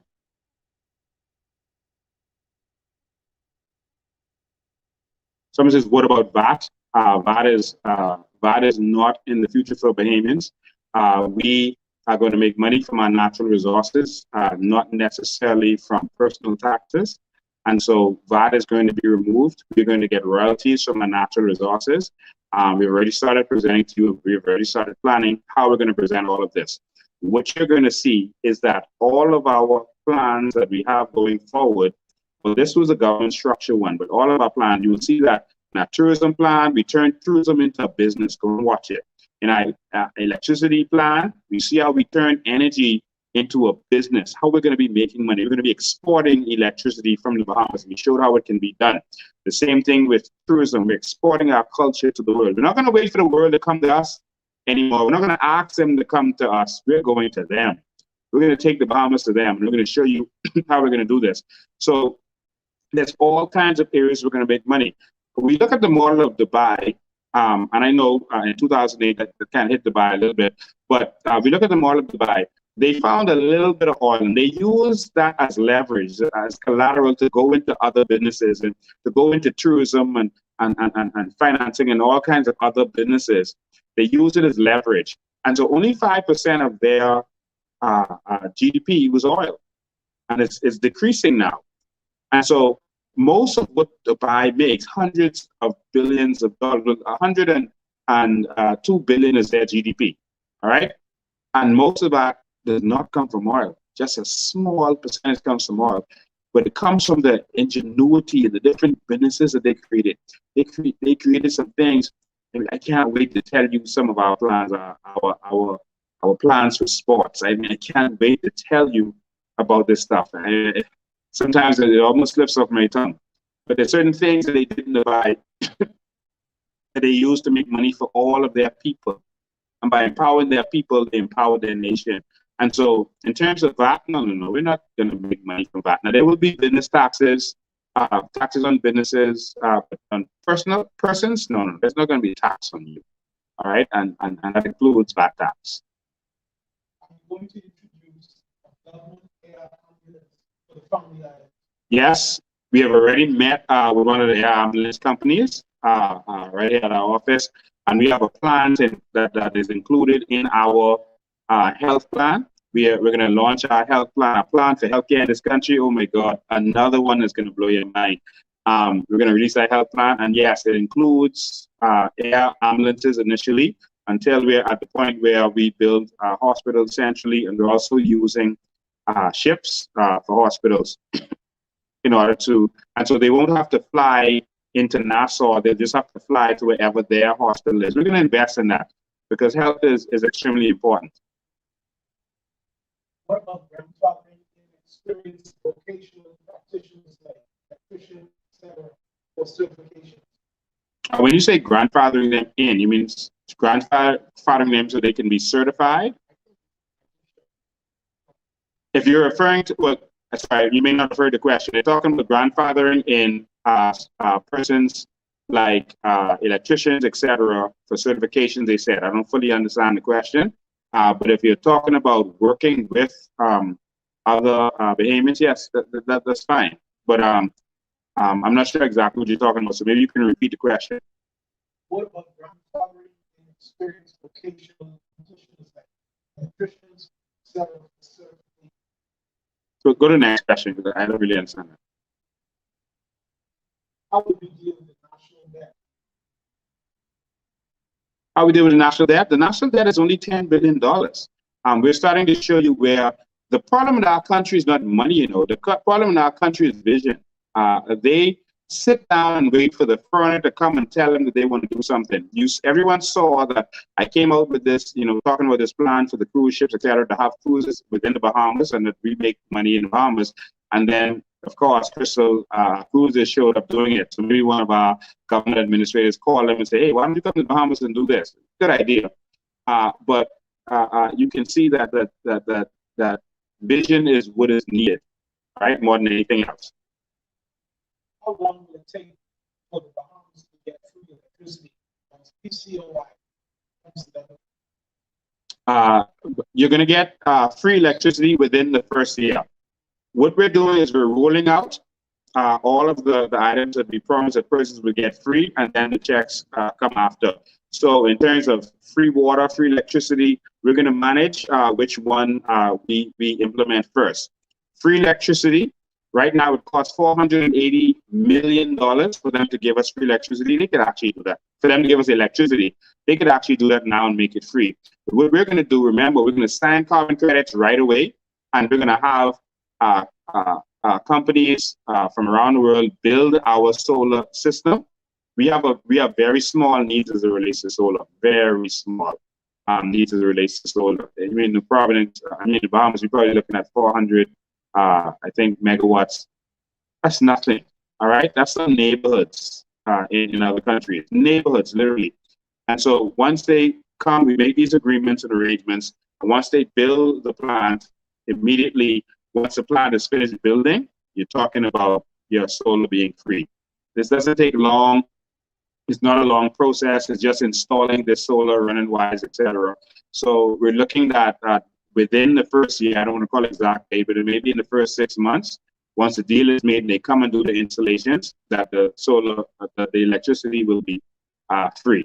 We don't have to wait for it to be fully just a big chunk of the expense of the oil, etc., to go away, and we'll be able to do it. In terms of make power free first, yes, we can. That's going to be our priority. It's the easiest thing. Do we have plants that refine, manufacture our resources here in the Bahamas? Yes, so definitely. So the first thing we have to do is get electricity down, and then we can refine. We can start refining our natural resources. So, for example, countries make money from selling raw material, like Australia. They make a lot of money from selling ore and dirt and sand, etc. But they don't refine it. They still make billions and billions of dollars, far more than we do. And they sell to people in the region and around the world. But they don't refine. Saudi Arabia mines oil. They mine oil in Saudi Arabia, but they don't refine it. They don't only refine where they mine. But we are actually going to go in that to multiply it. As you saw in our first documentary, they are selling our aragonite for up to $7,000 a metric ton. That's not the normal price. It's around 3,000 plus, almost 4,000 is the normal price is selling it for. That does not need to be refined. So when you take sand and you sell it for play sand, all you're really doing is bagging it. You don't have to refine sand to turn it into play sand. They're using it for aquarium sand. That's the ones that we showed you where they're making the big money. And so there's no refining as it relates to that. Yes, there's some refining as it relates to turning silica sand into microchips. All it is they're heating it, melting it, and letting it hard again. It turns into these flat plates that they can use. That's not a big situation. That's very doable. We can actually do that now if we just go into the business. But we don't have leaders with vision. Next. Will these particular manufacturing companies be public or private? Say one more time. The manufacturing companies that we just spoke about. Will the manufacturing companies that we just spoke about be private or publicly owned? Everything we do that we're a part of, all the payments are going to benefit. It's going to go to the sovereign wealth fund. We're going to allow for persons to open businesses. We're going to give grants and so relate to that. When our finance plan comes out, I started to say it earlier, but all of our plans will show how we're going to make money from all of the things that we're doing, all of the different areas. So we're going to make a profit from these areas, from electricity and from tourism, etc., and all of the ones we're bringing forth. Sports, you're going to see how we're going to turn sports into a business for the Bahamas. All right, but we're showing you all of these businesses without even touching the natural resources. We're making money from the solar and not talking about selling sand. Did you notice that? They're saying out there, oh, Lincoln is talking about selling sand. Watch the plan so far. That is the last thing on the agenda, because we're going to make money from so many different areas that selling sand will be a side thing, like selling oil is a side thing for Dubai. Focus, Bahamas. Don't let them fool you. All right? And so we're going to use natural resources as collateral, et cetera, in some instances to get what we want, like Dubai did. But that's what the real process is. All right? And in the end, we're going to bring the Ministry of Finance is going to come to you and say, these are the policies, and this is how we're going to do it. And they're going to line everything up for you. All right? But you're going to start to know this. We're going to show you all the things we're going to do. So back to your question. We're going to form private companies in different areas. The government is going to form them and then allow Bahamians to buy into them. It's just like Alive is a private company. The government has an interest in it, but in the new Bahamas, that's going to be the Bahamian people with an interest in it, and it goes to the sovereign wealth fund so that you benefit. The same thing with BTC. The government has 49%, but in the new Bahamas, we're going to make sure that this goes to the sovereign wealth fund that all of us benefits. And we want things to be privately run, not government run. All right. So in Dubai, for example, they with oil and assets, they got loans, etc. They formed a company called Nakil, allowed Dubai people to be a part of it, and they started building all these structures and making all this money. All right. So that's how it's going to be done. Next question. Would you consider decentralizing, placing the headquarters of at least one government ministry, from the island, capable of being storage facility for the smooth storing and sharing information, and can be building foundation to drive? population of these islands? Great question. It was a long question, so I don't know if I could repeat all that. He wants to know if one of the headquarters for one of the ministries can be on the Family Islands. Remember, the Family Islands is not going to be NASA-centric anymore. The Family Islands are going to have their own situation. They're going to run themselves, and we're going to have to put billions on there for them to get things done. They're going to run themselves. They're going to start to build their own economies. Abaco is going to grow into Goliath. They're going to turn into a country. Grand Bahama is going to turn into a country. As we put these dots together, you're going to start to see. It's so hard for me to not just tell you some things that we're doing, because we have these plans to get up our agriculture, for other stuff, and but we gotta lay it out for you. But it's a great idea that you brought up, putting headquarters on the Family Islands to spread out the Family Islands. But we have other ideas for spreading out the Family Islands, and you're going to see them. And so, but each Family Island will have their own government central situation, because they're island states now, remember?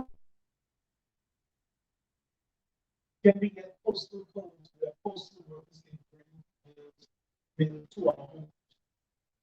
Yes, we are considering postage to the home. We know we're looking into the culture. That was the first thing that we started to discuss it, the culture.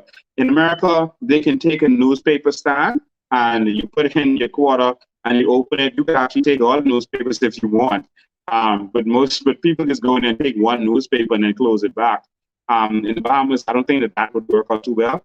Now with your post office boxes, we want that. We want deliveries to home, because we're going to definitely go to a zip code system so that you could have home deliveries.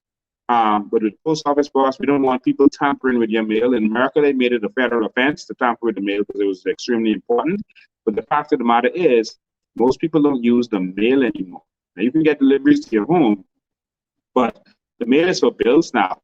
And all of these bills are going digital. So to go into all the processes needed to have a mailman deliver bills to your house, I don't think that is really needed anymore. So that's what we're looking at. One, we're worried about people tampering with people's mails because of our culture. And two, your bills, you get your phone bill, your electricity bill, everything goes to your email now. It's digital. You can sign up the account and see it. So most people don't write letters anymore. And so we looked into it, just so you know, but that's what we came up with so far. If you have a better idea, then you can just let us know. Next question. Okay. This person says, Bahamian vocational technicians have practical experience and certificate. How will they be certified for? How will Bahamian technicians get certified? We're going to make sure they get certified. Education is going to be free. And so we're going to make sure that you are able to get certified, and you should want to get certified. You don't want to get left behind. I actually met a man living in the church. He used to be an airline engineer, mechanic, and all of the planes were hydraulic and all that back then. So when the new whippersnappers came in, they learned in college the digital and the computerized planes and all this stuff. And so they couldn't work. So they'd be sitting around and he would get all the work and all the jobs.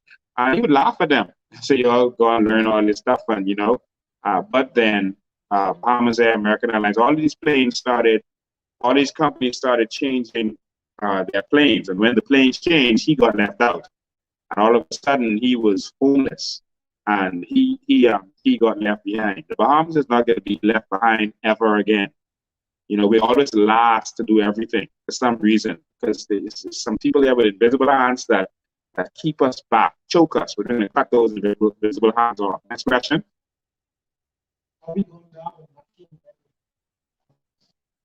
Yes, we are going to have a national lottery. We're looking at how we're going to manage it, if we allow a person already in the industry to manage it, or we're just going to have a national lottery.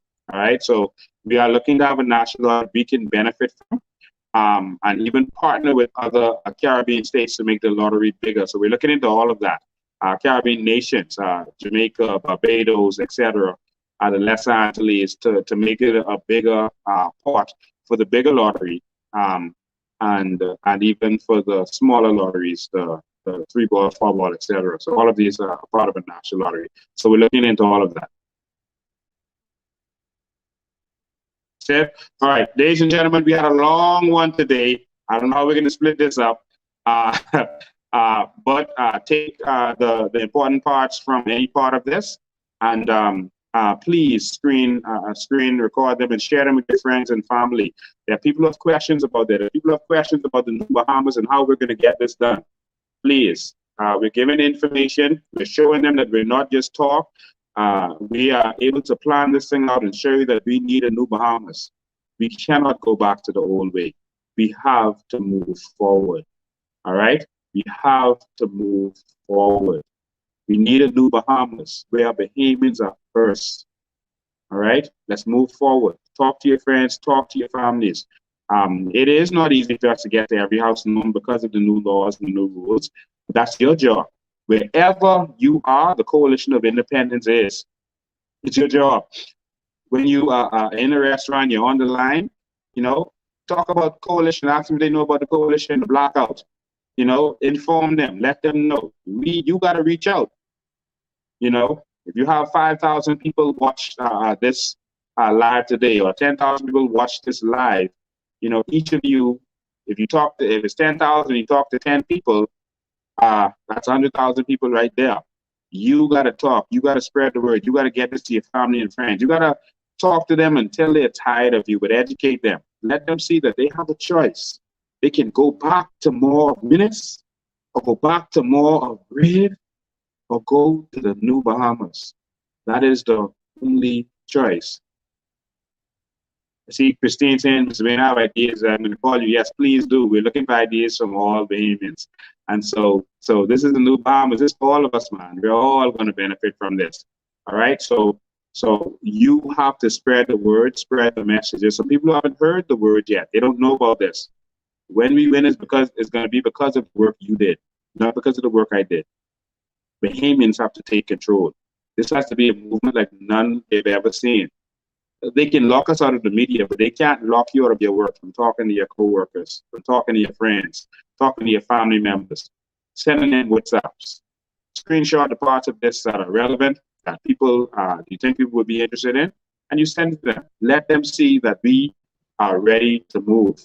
We're going to continue meeting with stakeholders, continue meeting with members of the union. Remember,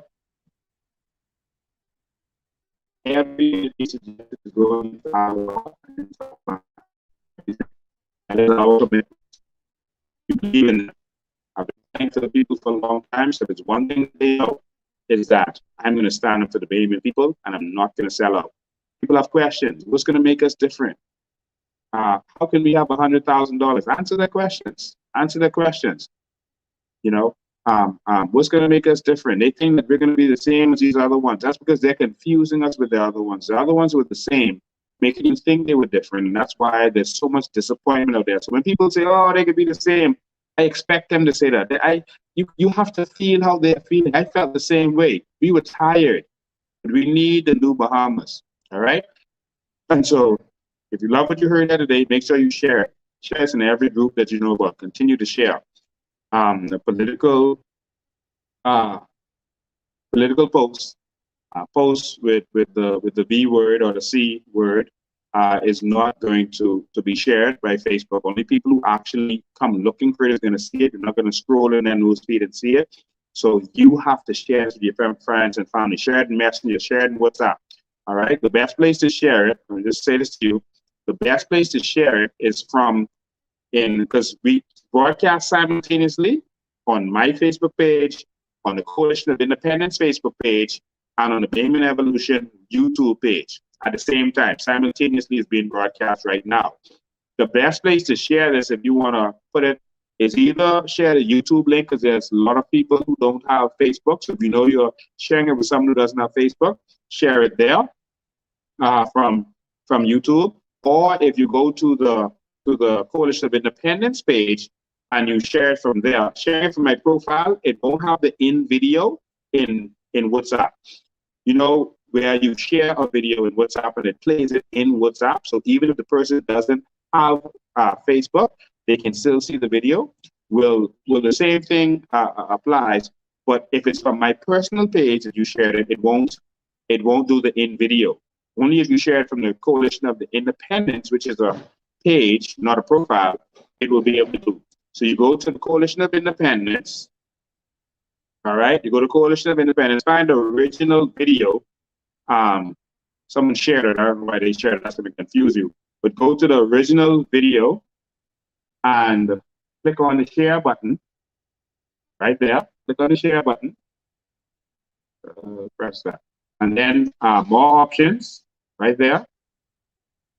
And then it's going to show you your options. Click on WhatsApp. And when you click on WhatsApp, you have to, I like to sign into my WhatsApp. Yeah, it's locked right down. And you pick someone you want to share it with. We share it with Cara. And then it will show a little pop-up like that to the bottom.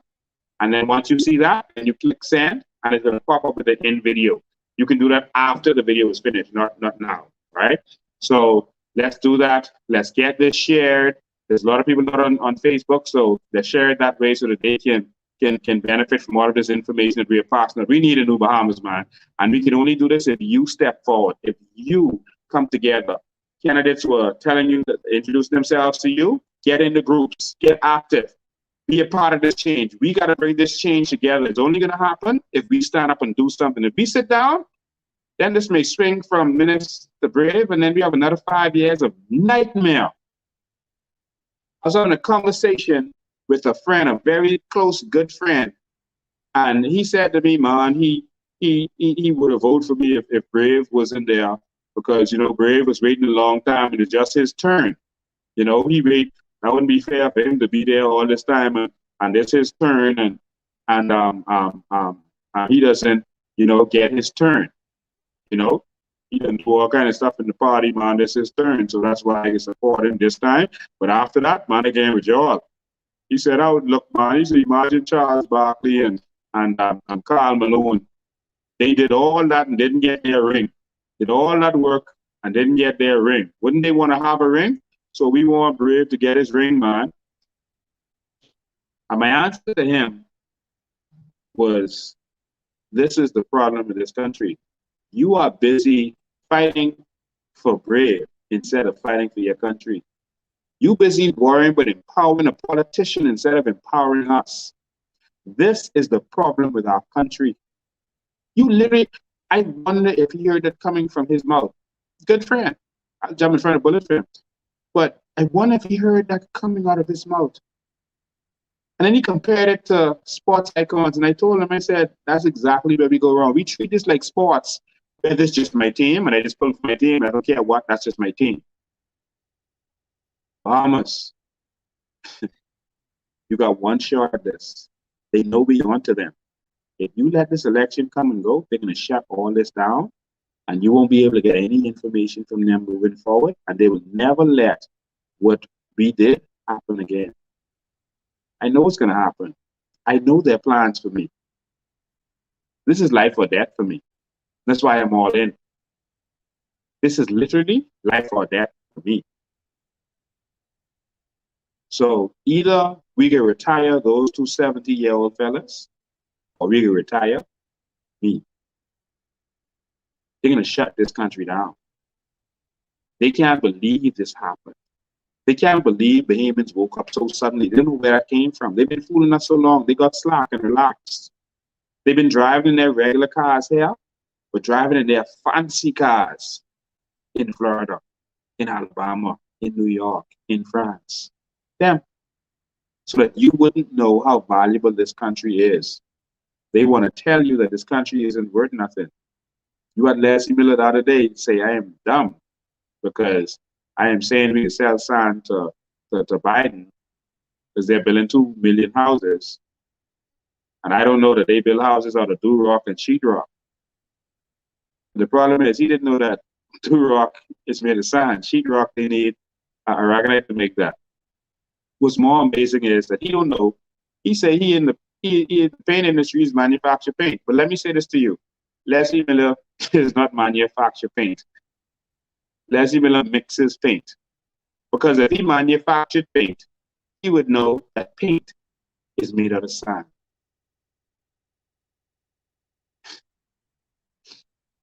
We need to retire these fellas and move on. If you knew anything with construction, you would know that the foundation of even houses that are made with durock and sheetrock is concrete. Ladies and gentlemen, we need a new Bahamas, a new crew who's going to change the game. I believe in all of you. Ladies and gentlemen, I thank you for spending these hours with me. This was long, but this was extremely important. Please share. Ladies and gentlemen, we present to you good governance in the new Bahamas, not bullet points on what we're going to do, exactly what we're going to do. Next week, we're coming to you with more of our shadow ministers and more of our plans for the new Bahamas. See you next week, Sunday at 5 p.m. Change ain't coming, change is here.